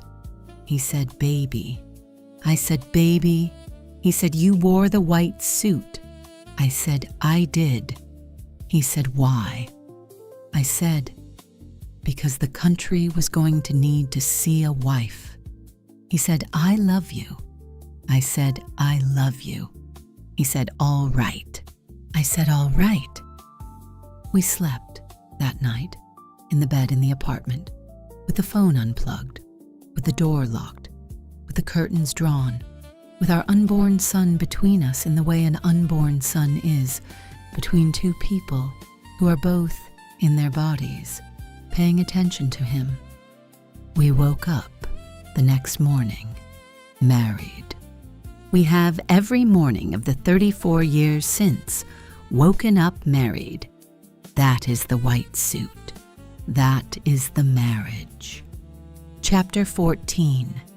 Magic. The press conference. I want to tell you what I saw. I saw when I walked into the room a press corps I had been for 12 years on first-name terms with.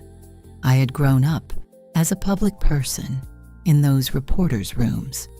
I had been a rookie in those rooms. I had been an MVP in those rooms. I had been, in some quiet way, family with several of those reporters. I saw when I walked into the room the set of cameras I had been for 12 years the subject of. I saw when I walked into the room a microphone I had been, for 12 years, the voice into. I saw when I walked into the room the wife in the white suit, who had been, for 6 weeks and 3 days, the woman at my elbow. The wife was the only one I had not been, until that fall, used to. I want to tell you what I said. The exact transcript is on the public record. I am not going to reproduce it in this book, because the transcript is not the chapter. What I will tell you is the sentence I had not, before the press conference, ever said in any prior public room, and that I have, in the years since, said many times. The sentence was, "I have HIV." I want you to read those 3 words on the page. I have HIV. The room, when I said the 3 words, did the thing rooms do when a sentence has been said in them that the room had not been ready for. The room went silent. The cameras kept going. The microphones kept going. The reporters kept their pens going. But the air went silent. The air went silent in the way the air goes silent when a thing has been said in a room that none of the people in the room had been, on the morning of that day, ready for. I kept talking. I said, in the next sentence, the sentence I had been working out with my wife for the previous 4 days, in our kitchen, and our living room, and our bedroom, and our bathroom, I said, my wife and our unborn child are not infected. I said, my wife is going to stay with me. I said, I am going to dedicate my life to fighting this disease. I said all of those sentences at the podium. I said all of those sentences with my wife behind me in the white suit, with her hand where the cameras could not quite see, in the small of my back. I want to put on the page what her hand was in that moment. Her hand was the architecture. The architecture had been built, brick by brick, over 13 years, in dorm rooms and on phone calls, and in 2 canceled engagement seasons, and in 12 Lakers seasons, and in a wedding 6.5 weeks earlier, and in a kitchen counter conversation 4 days earlier. The architecture had been waiting for 13 years, for the moment when the building was going to need to hold up something none of us had at any earlier point expected. The building held. The building has held every Tuesday since. I left the podium. I went to her. I put my arms around her.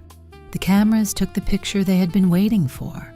The picture has, in the years since, been the picture in every textbook chapter on the early HIV/AIDS era in the United States.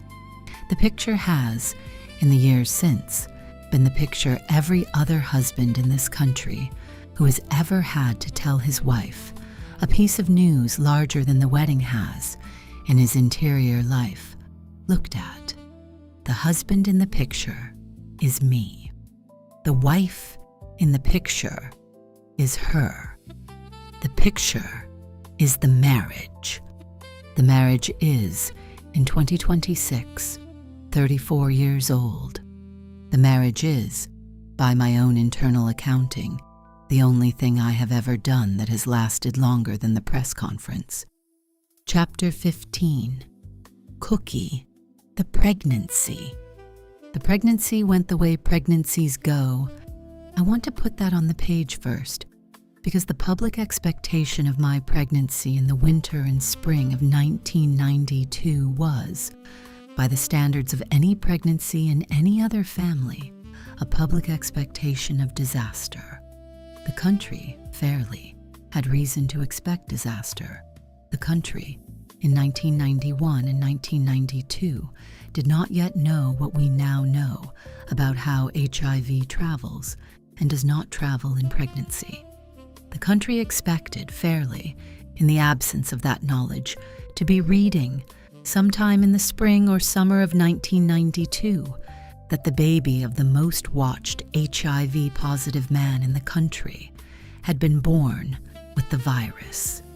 The country was wrong. I want you to read that sentence twice. The country was wrong. EJ was born in June of 1992. He was born healthy. He was born without the virus. He was born in the way a baby is born to a black woman in Los Angeles in 1992, with a husband who has, for the previous 7 months, been the most photographed sick man in America. With a hospital wing locked down, with a small set of nurses sworn to discretion, with a husband at the bedside who had, for the previous 9 months, been on the medical regimen that, at the time, was the leading medical regimen for his condition, and with a mother who had, for the previous 9 months, been doing the only thing the mother of an unborn child of an HIV-positive husband can do, which is take her own medical regimen, eat her own healthy food, sleep her own healthy hours, pray her own private prayers, and trust the people around her to do their part. The people around me did their part. The doctors did their part. The nurses did their part. My husband did his part.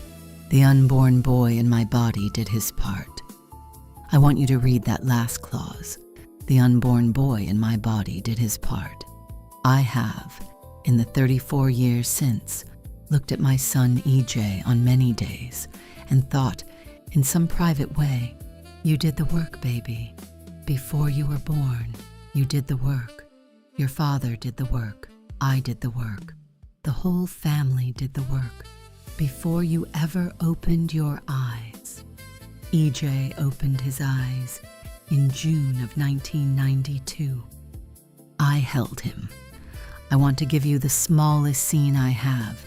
The smallest scene I have is the scene in the hospital room, 2 hours after EJ was born, with EJ on my chest, with my husband in the chair next to the bed, in a t-shirt I had bought for him for the hospital, because his usual t-shirt was, by any reasonable standard, not appropriate for the room. He was looking at EJ. He had on his face the expression I had only ever seen on him, until that moment, twice. I had seen the expression in the kitchen. On the Thursday morning, I had told him I was pregnant. I had seen the expression at the front of the church in Lansing on September the 14th, 1991. I had not, in any other moment of my life, seen the expression a third time. The expression was the expression of a man who had, in some quiet way, finally arrived in his own life. He had arrived. The arrival had taken 32 years and 10 months. The arrival had taken 13 years of the back and forth with me. The arrival had taken 6 weeks of marriage. The arrival had taken 7 months of being the most watched sick man in America. The arrival had taken a wife in a white suit behind a podium with her hand in the small of his back. The arrival was on his face 2 hours after EJ was born. He looked up at me. He said, "Baby." I said, "Baby." He said, "We did it." I said, "We did it." He said, "Look at him." I said, "Look at us." I want you to keep that sentence. Look at us. We had been on the cover of the most watched press conference in American sports history. We had been, that afternoon, 2 faces the country was looking at without knowing what to do with. We had been, in the months since, the subject of 1,000 articles, the topic of 100 news segments, the small private subject of 1 million American family conversations at dinner tables, in places we had never been to, in the hospital room in June of 1992, with our newborn son between us. The words "look at us" were small. The words were, finally, small. The words were, on that afternoon in the hospital, just 2 newlyweds with a healthy baby, in a private room, with no cameras, with no reporters, with no microphones, with no podium, with the door locked and the curtains drawn, in a city that had, for 9 months, not let either of us breathe. We breathed. We have, every morning of the 34 years since, breathed. That is, in some way. I cannot fully put on the page the answer to the press conference. Chapter 16. Magic. AJ's birth. I want to use this chapter to do one thing. I want to thank my son. I want to thank EJ on the page, in print, in a chapter he is going to read one day, for being the part of the answer to the press conference my wife described in the previous chapter. I want to thank him for being healthy. I want to thank him for being born when he was born. I want to thank him for being, from the moment he opened his eyes, a person whose face has been, for me, every Tuesday since, the small private answer to the question I have been asking myself, in some quiet way, since the doctor's appointment in October of 1991. The question was, am I going to live long enough to see him grow up? EJ is, as of the writing of this book, 33 years old. The answer was, yes. I have lived long enough. I am still living. I want you to put that on the page. I am still living.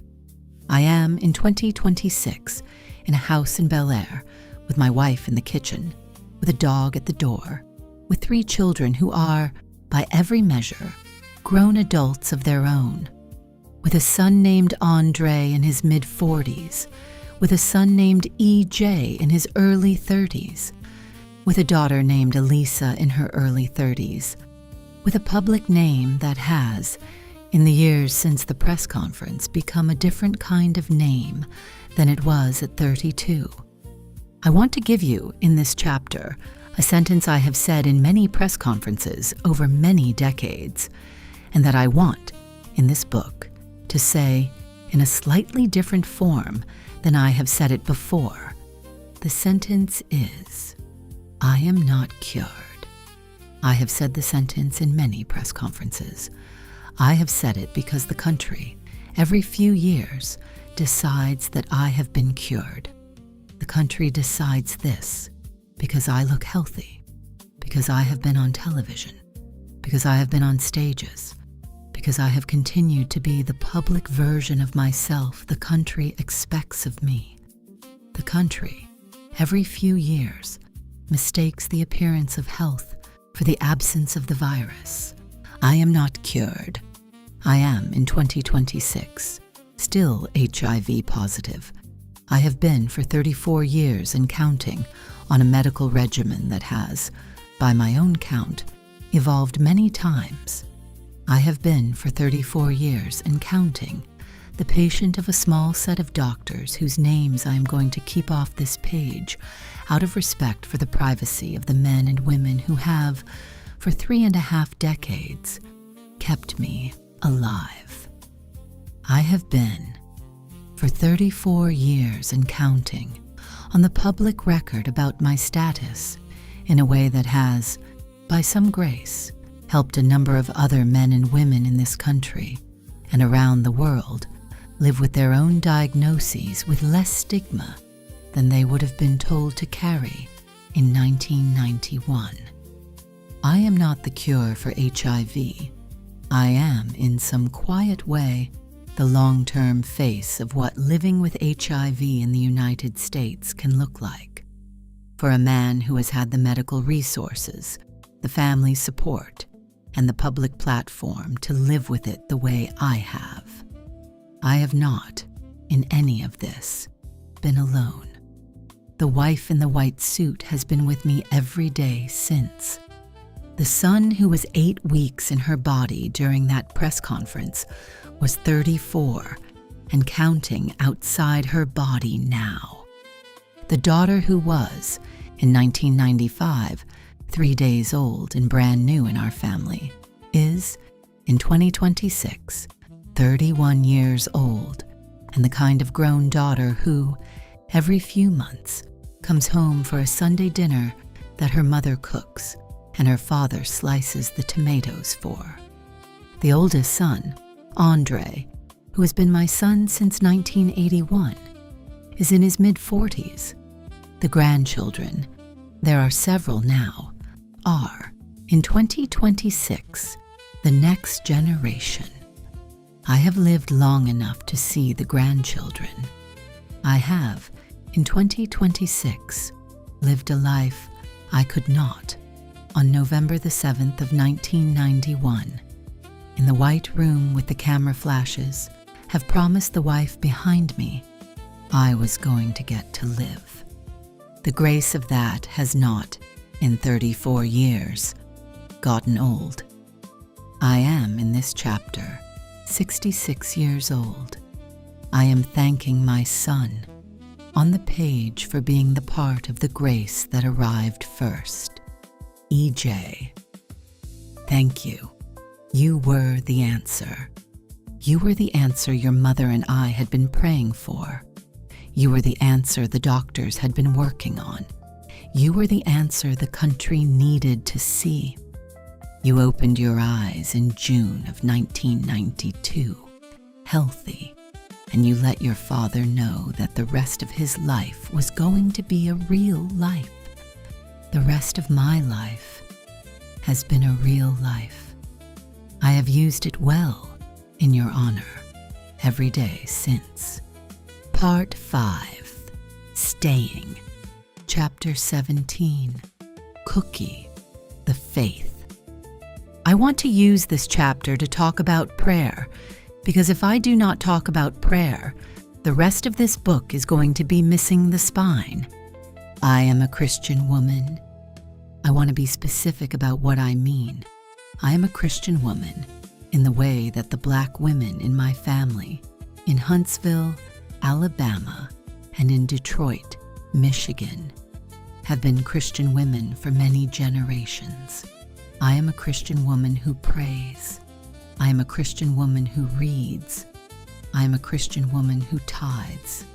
I am a Christian woman who, on most Sundays of the last 66 years, has been in some pew somewhere, in some small Black church, listening to some preacher whose name I am not going to put in this book, because the preachers, for the most part, do not need my book to say their names. I am a Christian woman who, in the months before and after the press conference of November the 7th, 1991, did the only thing I knew how to do. I prayed. I want to give you the prayer. I prayed the prayer the women in my family had taught me to pray when the situation in the room was larger than the language we had been given for it. I prayed the prayer in the kitchen of the apartment in Los Angeles on the mornings before my husband woke up. I prayed the prayer in the bathroom of the apartment, with the door closed, with the water running, with my hands on the edge of the sink. I prayed the prayer in the car, on the way to the doctor, on the way to the pharmacy, on the way to the grocery store, on the way to the obstetrician, on the way home from the obstetrician. The prayer was not a new prayer.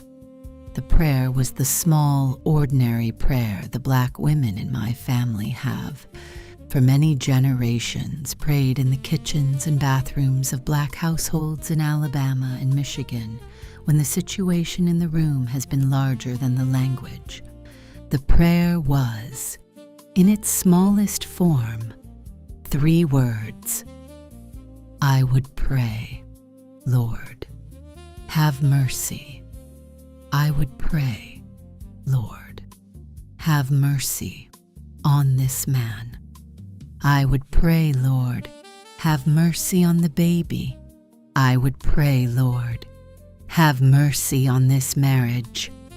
I would pray, Lord, have mercy on me. I would pray, Lord, show us the way.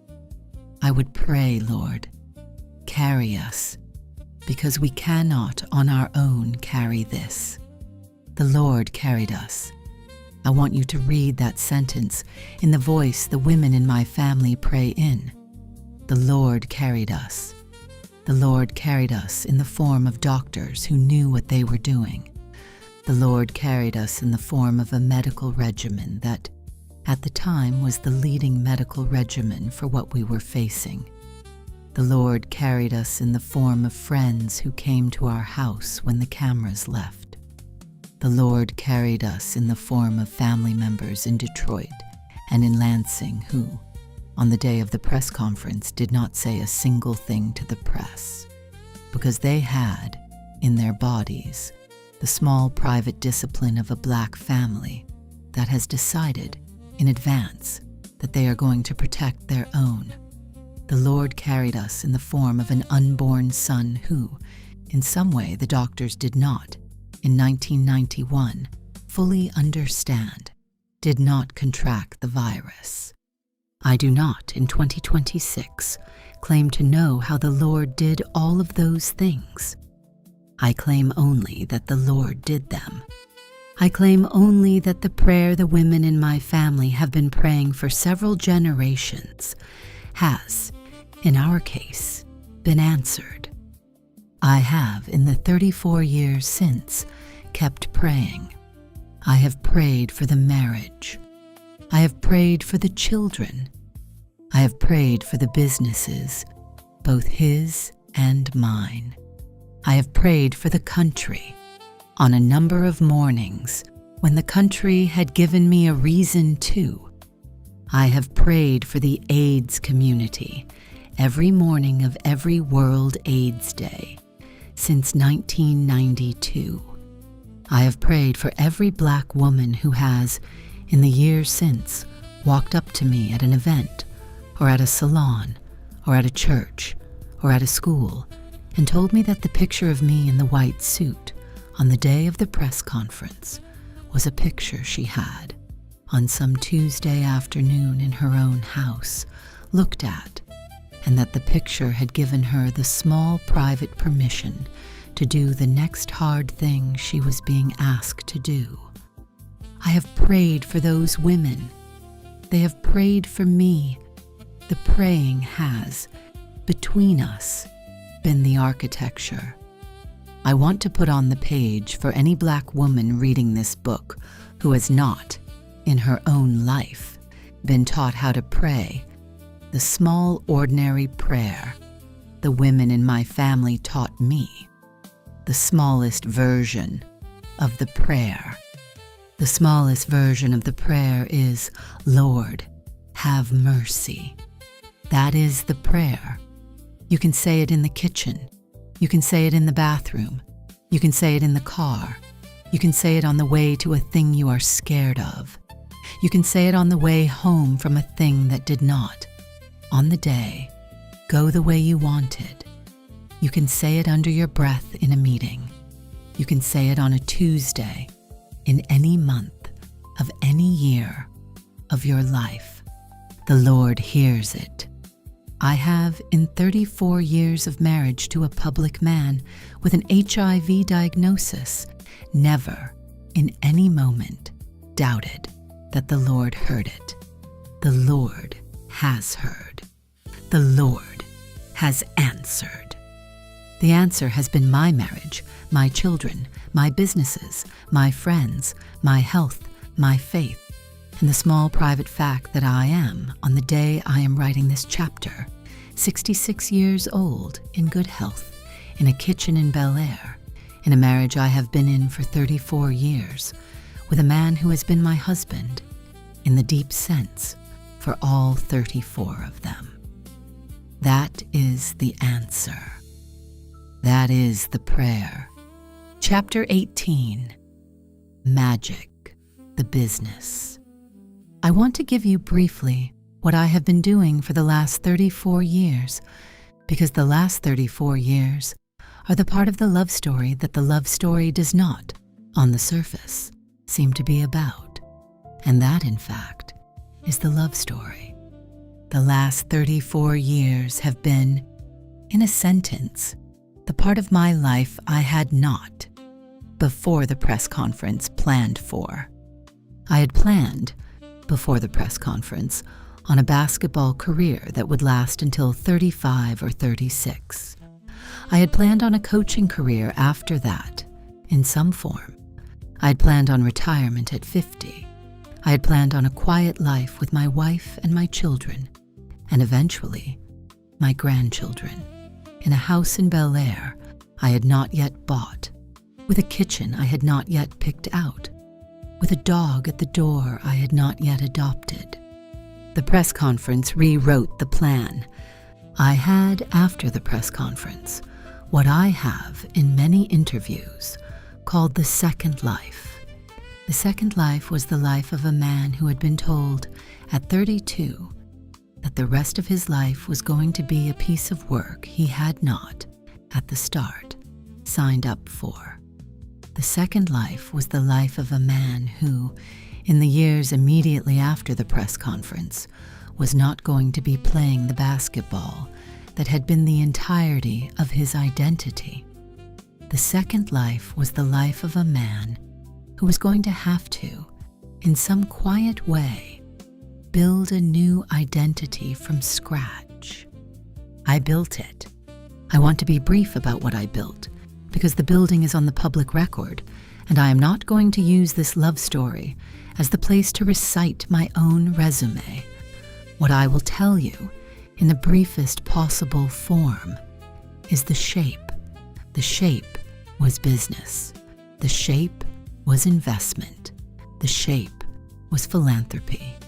The shape was the Magic Johnson Foundation, which my wife and I started in the years immediately after the diagnosis, because the country needed a Black-led HIV/AIDS philanthropy in a way no other institution was going to be able to provide. The shape was the movie theaters in Black neighborhoods, the Starbucks franchises in Black neighborhoods, the Burger King franchises in Black neighborhoods, all of which were on the same theory, which was that the Black neighborhoods of America had, until the late 1990s, not been considered by the major American consumer brands to be markets worth serving. The shape was the Lakers' ownership stake. The shape was the Dodgers' ownership stake. The shape was the Sparks' ownership stake. The shape was, in a sentence, the work of a Black businessman in the second half of his life, building in public a body of investment that would, by the time my grandchildren were old enough to know what their grandfather had done, have become a piece of the country. I want to put on the page who was beside me for all of it. The wife in the white suit was beside me for all of it. She was there for every meeting. She was there for every late-night strategy call. She was there for every morning in the kitchen of every house we have, eventually, lived in, when I, at 6 a.m, was reading a deal memo and needed at 6:15 somebody to read it back to me out loud and tell me whether the deal made any sense. She read the deal memos. I want you to read that on the page. She read the deal memos.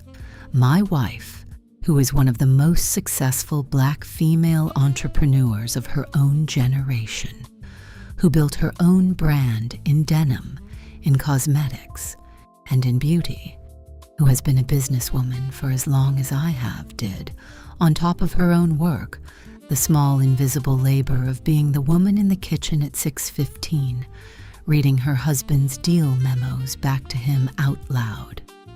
The labor is invisible because that is, by definition, the labor a wife in a long marriage gives. I want to make it visible on this page, in this book, in print.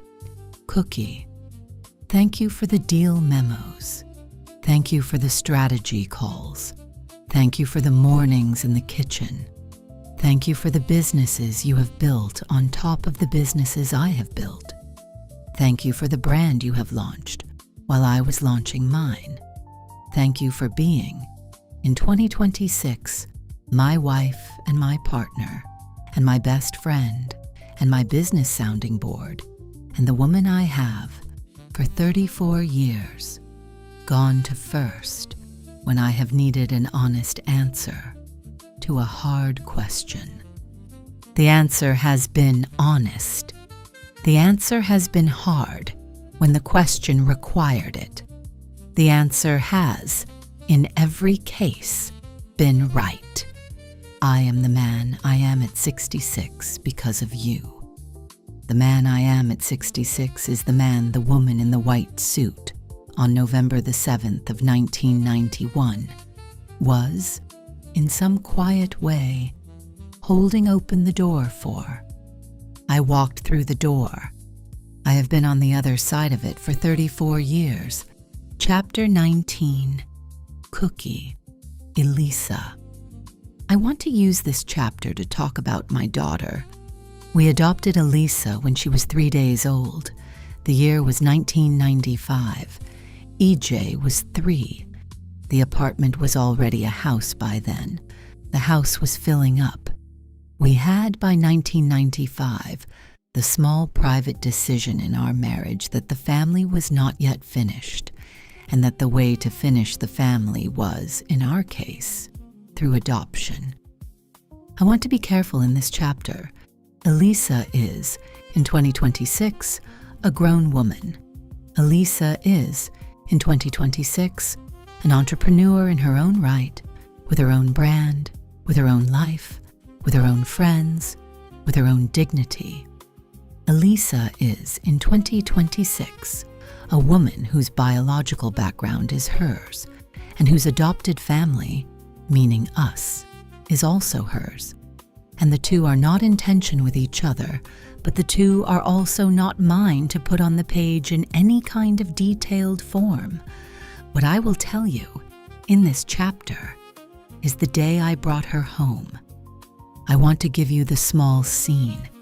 The scene was a Tuesday in April of 1995. The scene was at the hospital.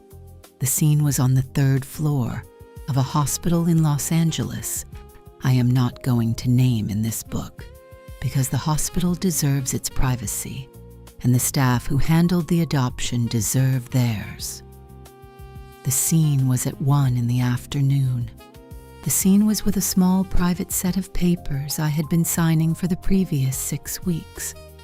The scene was with a nurse named Mrs. Peters, whose first name I never learned, but who was a black woman from Compton in her late 50s, with the small private warmth that some black women in Compton in their late 50s had been, by 1995, in the habit of giving.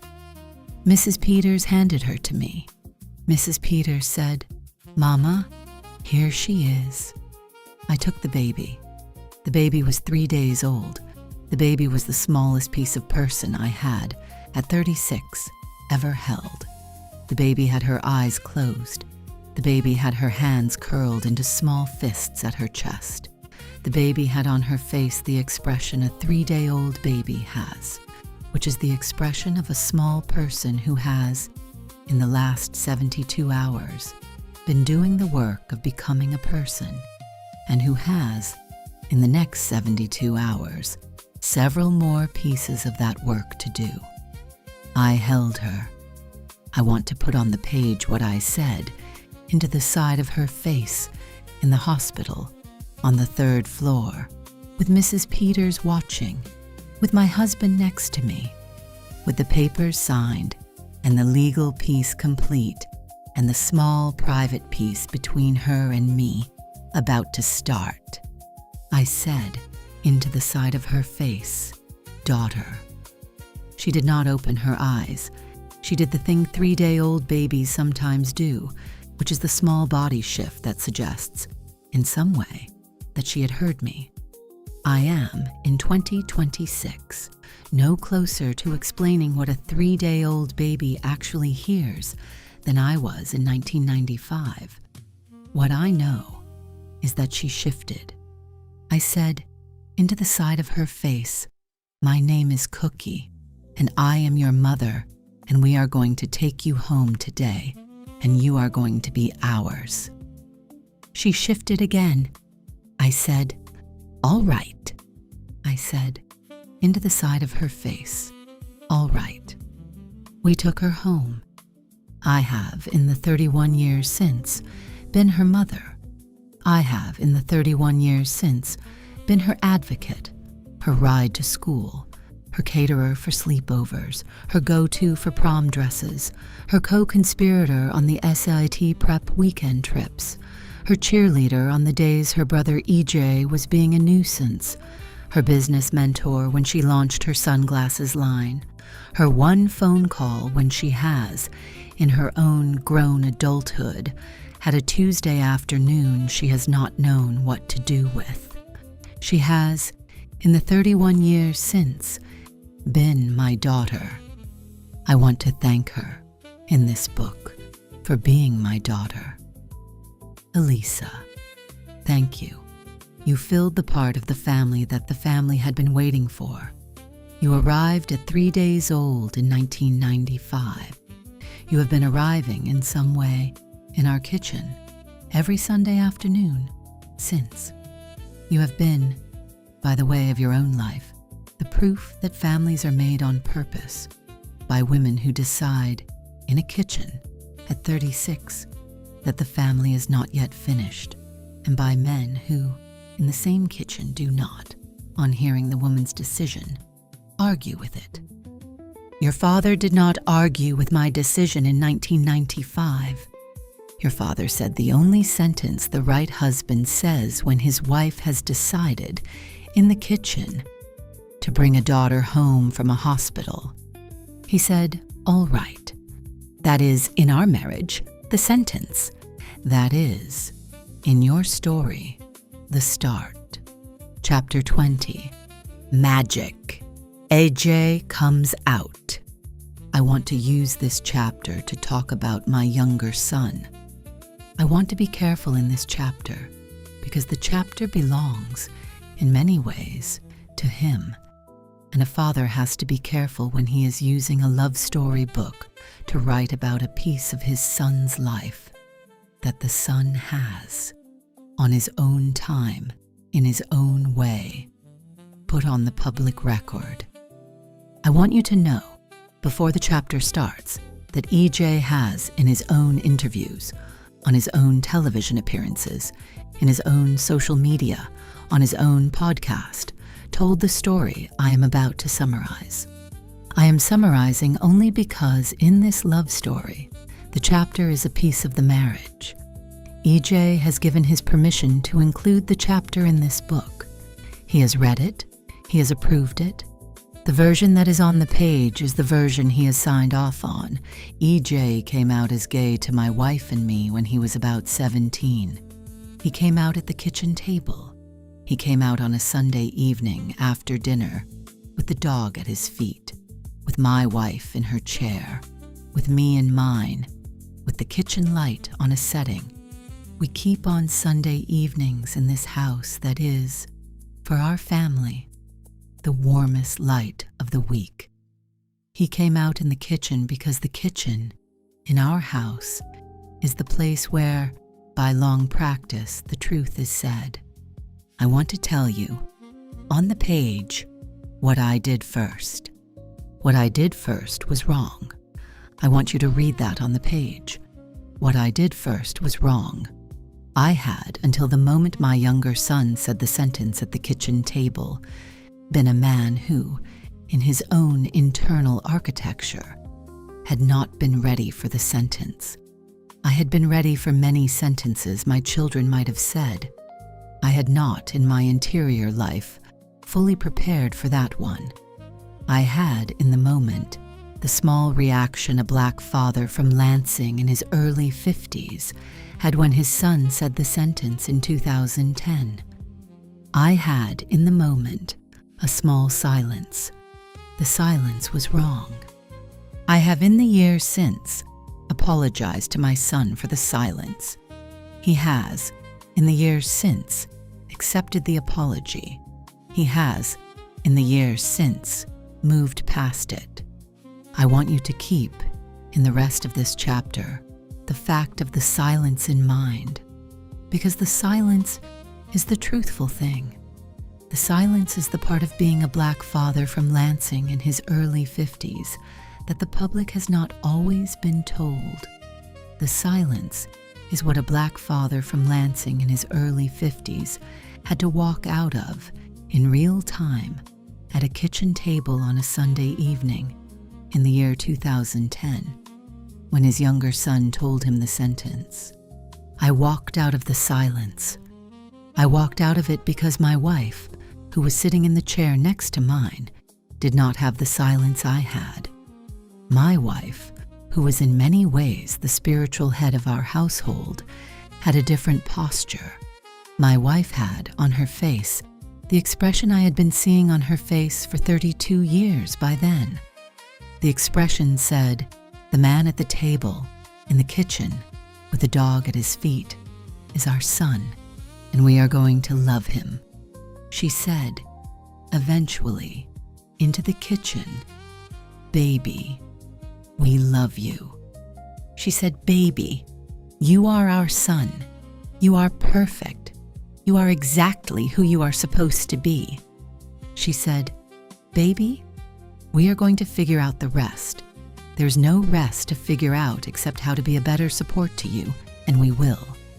Tell us what you need." I came out of the silence. I said, "EJ, yes, I love you. Your mother is right. We will figure it out." EJ stood up. He came over to me. He put his arms around my neck, in the way he had been doing since he was a small boy. He said, into the side of my face, "Dad, I love you too." I held him. I want to put on the page what holding him was in that moment. Holding him was the small private apology. Holding him was the small private commitment. Holding him was the small private revision of the man I had been. Holding him was the moment my marriage and my fatherhood, in some quiet way, were being asked to grow in real time into a different version of themselves than they had been 5 minutes earlier. They grew. I want to thank my son in this chapter for telling me at 17, "EJ, thank you. Thank you for telling me. Thank you for telling your mother. Thank you for not waiting until your 40s to tell us, the way some of the friends I had grown up with had done with their own families, because their fathers had not been the kind of men who could be told. You decided, at 17, that we were the kind of parents who could be told. We were not, on the day, fully ready. We grew. The growing has been, in the years since, the small private project of mine, as a father, that I am most proud of. EJ has, in the years since, become one of the most public out gay black men of his generation. He has, on television, in fashion, in voice acting, in social media, been a face that a younger generation of black gay men in particular have looked at and seen a possibility their father's generation had not been able to model for them. He has done the work in public the way his father did the work in public a generation earlier, which is to say, with grace, with humor, with self-respect, and with a family behind him whose love is not, in any way, contingent. The family is not, in any way, contingent. I want you to read that on the page. The family is not, in any way, contingent. EJ is my son. He has been my son every day since he opened his eyes in June of 1992. He will be my son every day for the rest of my life and for the rest of his. The press conference of November the 7th, 1991, made it possible for him to be born. The kitchen table of 2010 made it possible for him to be himself, in the family, in print, on television, in his own life. The two are the same architecture.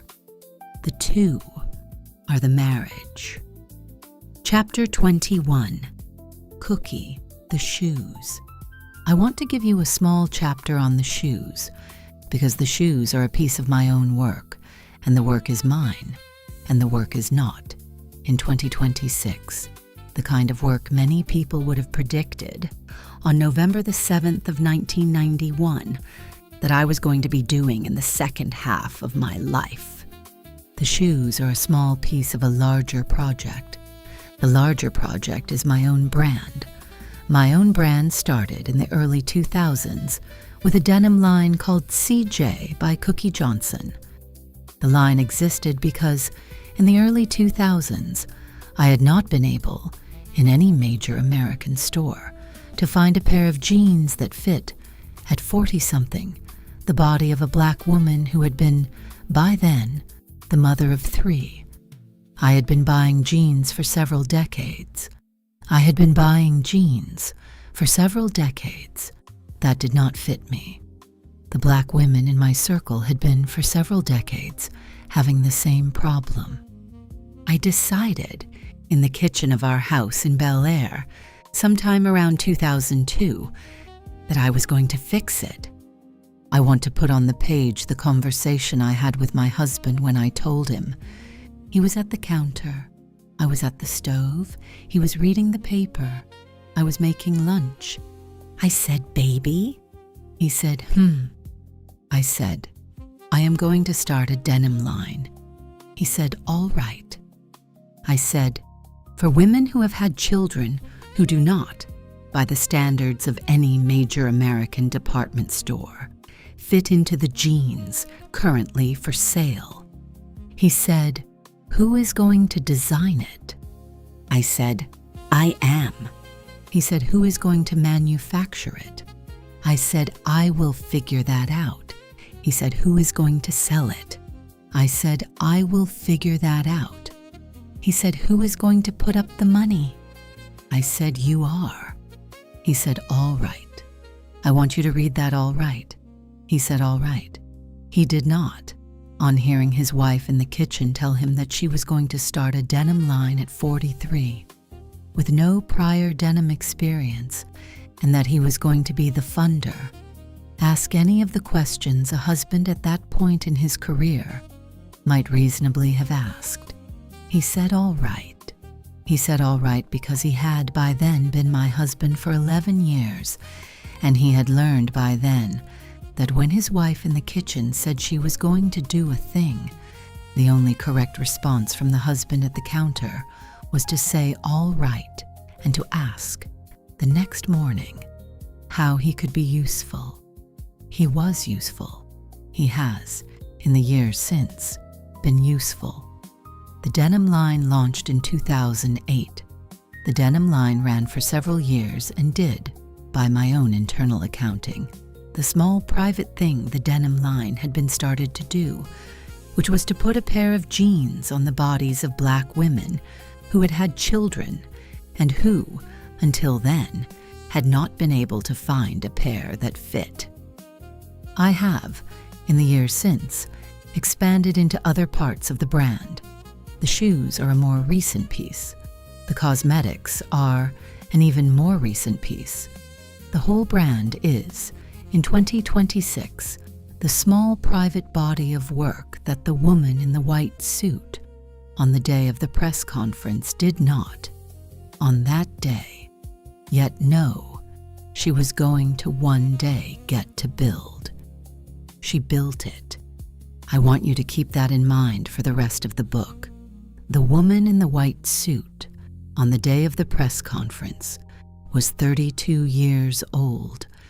The woman in the white suit had been, until the morning of the press conference, the wife of a basketball player.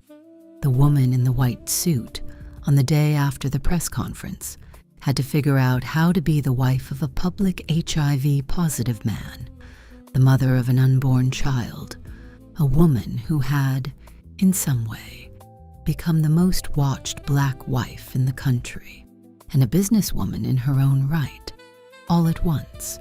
She figured it out. She is, in 2026, 66 years old in the kitchen, with a denim brand and a shoe brand and a beauty brand and a daughter and a son and a stepson and a husband and a marriage that has, by every measure she would have used at 32, exceeded what 32 had been able to imagine. She is the woman this chapter is for. She is also the woman writing this chapter. The two are, after 34 years, the same person. Chapter 22, Magic, the Long Marriage. I want to use the next to last chapter of the book to say one sentence. A long marriage is the only luxury I have ever cared about. I have, in the years since the diagnosis, been able to buy most of what a man can buy. I've been to the rooms. I've been on the boats. I've been in the front seats. I've signed the deals. I have done the things a Lansing boy whose father drove for General Motors and whose mother kept the house with 7 children in it could not, at 6 years old, in a 1-bathroom house, have imagined. None of those things have, in the end, mattered the way I expected them to matter. The thing that has mattered, the thing that has held its weight, the thing that has, on the Tuesday of any given week, in any given year, in any given decade since 1991, been the thing in the room I would not have traded is the long marriage. I want to give you, before I close this chapter, the sentence I have said about my wife in many interviews over many decades, and that I want, on the page of this book, to put on the record one more time. The sentence is, I think that if Cookie had left, I would probably be dead now. I have said the sentence in many interviews. I have said it in books. I have said it on television. I have said it on stages. I have said it in the small private way. I sometimes say it to the men in my circle who, in their own marriages, are facing the small private decision about whether to do the work or to walk. I am going to say the sentence one more time in this paragraph, in this book, in print. I think that if Cookie had left, I would probably be dead now. I want you to read it. I want you to read it because it is true. I want you to read it because the sentence is the entire book in one line. Cookie did not leave. Cookie has not, in 34 years, left. Cookie has not, in any of the available chapters, left. Cookie has, in some quiet way, been the architecture under everything else I have built. The Magic Johnson Foundation is built on Cookie's architecture. The Lakers' ownership stake is built on Cookie's architecture. The Dodgers' ownership stake is built on Cookie's architecture. EJ is built on Cookie's architecture. Elisa is built on Cookie's architecture. Andre's relationship with our family is built on Cookie's architecture. In a way, I will not, in this chapter, fully explain, because Cookie's grace toward Andre is not mine to write about in detail, but which I will, on the page, salute. The architecture is hers. I have, for 34 years, lived inside the architecture. I have used the architecture to do, in the public way, the small body of work my wife had, on her face on November the 7th of 1991, given me the permission to do. I have used the architecture well. I will, for the rest of my life, keep using it. That is the long marriage. That is, in my own internal accounting, the only thing that has ever mattered. Chapter 23. Cookie, the Grandkids. I want to give you briefly the grandchildren. I am not going to name them in this book because the grandchildren are minors, and a grandmother who is writing a love story book about her own marriage does not, in 2026, have the right to put a minor's name in a chapter heading.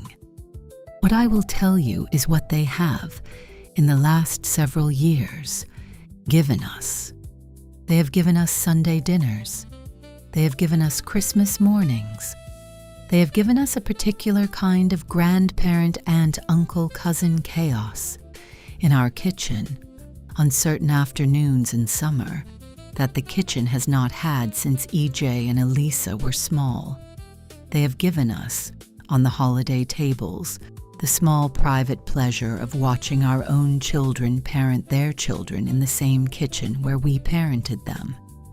They have given us, in some quiet way, the answer to a question we did not, in 1992, fully know we were asking. The question, in 1992, with EJ on my chest in the hospital, had been, are we going to live long enough to see grandchildren?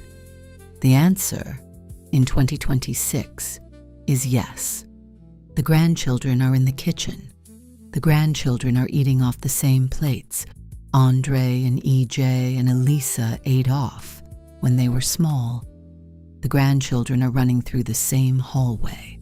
The grandchildren are climbing on the same furniture. The grandchildren are being told, on certain afternoons by their grandfather, the same stories he used to tell their parents, with the same set of small private exaggerations, with the same set of small private lessons buried inside the stories that, by the time the grandchildren are old enough to know that the stories had lessons, will have done the work. The work is being done. The work is, in some quiet way, the rest of our lives. I want to put on the page one image. I want you to picture our kitchen on a Sunday in 2026, with 3 children of our own and several grandchildren, with a dog at the door, with my husband at the counter slicing tomatoes the wrong way, with me at the stove, with the smell of garlic and onions and Sunday supper rhythm, with the small private music of a family that has, for 34 years, been, against most of the odds offered in November of 1991, in some quiet way, around. The kitchen is the answer. The kitchen is what the white suit was for. The kitchen is what the press conference, in some quiet way, made possible. I am, in 2026, 66 years old in the kitchen, with the family, in the architecture I have for 34 years, been quietly building. I am, by every measure I know how to use, blessed. Lord, have mercy. You did the carrying. I am here. Chapter 24. Magic. 34 years. I want to use the last chapter of the book to thank my wife. I have, in many interviews, in many years, in many books, thanked her. I have thanked her on the record. I have thanked her in private. I have thanked her in front of presidents. I have thanked her on stages. I have thanked her in front of cameras at every press conference I have ever given on the subject of the long marriage. I am going to thank her one more time in this chapter, in print, in this book, in this paragraph, on this page. Cookie, thank you. Thank you for the night at the party at Michigan State in November of 1978, when you walked into the room in the jeans, and you walked past me without looking, and you taught me, in real time, in the doorway, what it was going to feel like to want to be wanted by a woman who was not, by default, going to want me back. Thank you for the phone call in January of 1979, when you picked up the phone in the hallway of Wonders Hall, and you said hi, and you said yes to dinner, and you started, on that afternoon, the marriage that I was not, on that afternoon, ready to be in. Thank you for the 12 years of waiting. I do not have, in print, words for the 12 years. The 12 years were the work. The 12 years were the prayer. The 12 years were the rebuilding, in private, of a man who had, in public, been told he did not need to rebuild. You knew he did. You waited. Thank you for September the 14th of 1991. Thank you for the dress. Thank you for the church in Lansing. Thank you for walking down the aisle toward me on the 3rd try, when you would have been, by every reasonable standard, allowed to have given up after the 1st. Thank you for the kitchen on the Thursday, in October of 1991, when you told me you were pregnant. Thank you for the look on your face. Thank you for letting me cry. Thank you for the kitchen in October of 1991, 4 days before the press conference, when I came home and told you what the doctor had said, and you, in the way of a Detroit woman who has done the math, did not, on hearing it, do anything other than the math. And the math came out on one side, and the side was us. Thank you for the white suit on November the 7th of 1991. Thank you for the hand in the small of my back. Thank you for the lipstick. Thank you for the pearls your mother had given you. Thank you for the small private composure you brought into a room the country was not, on that day, ready for. Thank you for the unborn son in your body in that room, who has, in the 34 years since, become a man. Thank you for the daughter you brought home from a hospital in 1995, and for the way you said all right at the kitchen table when you decided we were going to. Thank you for the way you have, for 46 years, been the only person on earth who calls me Irvin. Thank you for the way you have, for 34 years, been the architecture under everything I have built. Thank you for the kitchen we are in 2026, on the evening I am writing this chapter. Thank you for the grandchildren.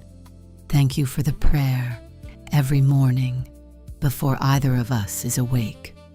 Thank you for the Lord, who has, through you, had mercy on me for 34 years. I love you. I will love you for as many more years as the Lord, through you, gives us. That is the long marriage. That is, in my own internal accounting, the only sentence I have ever needed to say. Epilogue. Both of us. Bel Air, an evening in 2026. We are back in the kitchen. He is at the counter. I am at the stove. The dog is in the doorway. The grandchildren are at the table, doing what grandchildren do. EJ is in the next room, on the phone with somebody he is not telling us about, in the way 33-year-olds are. Elisa is in another room, on her own phone, possibly with a designer, possibly with a friend, possibly with both at once, in the way Elisa does. Andre, in his own city, in his own kitchen, with his own family, is having his own evening that we will hear about on the family group text sometime in the next 48 hours. The family is around. The kitchen is full. The garlic and onions are doing their thing. The bread is in the oven. The tomatoes are sliced, both ways, the wrong way and the right way, because we did half each, on the cutting board, on the counter. He says, baby. I say, baby. He says, dinner is ready. I say, call them. He calls them. They come. The kitchen fills up. The plates fill up. The conversation fills up. The dog, in the doorway, watches. He says, grace. He says the same grace his father used to say at the table in Lansing in the 1970s. The grace ends with the words we use at the table to end every grace, which are, Amen, Amen, Lord have mercy. The family says, Amen. The grandchildren say, Amen. I say, Amen. He says, all right, we eat. This is the love story. This is, as much as I know how to put on a page, the whole of it. It is, I would like you to notice, not finished. It is, in fact, still going. A final word. This book is inspired by publicly available material about Erlitha Cookie, Kelly Johnson, and Irvin Magic Johnson Jr., the exterior of their lives, the meeting at Michigan State in 1978, the long courtship through Magic's NBA career, the September 14th, 1991 wedding in Lansing, Michigan, the November 7th, 1991 HIV diagnosis announcement at the Great Western Forum, the birth of their son, Irvin, E.J. Johnson III, in June 1992, the adoption of their daughter, Elisa Johnson, in 1995, E.J.'s public coming out in his late teens, the Magic Johnson Foundation, Magic Johnson Enterprises, the Lakers ownership era, the Dodgers and Sparks ownership stakes,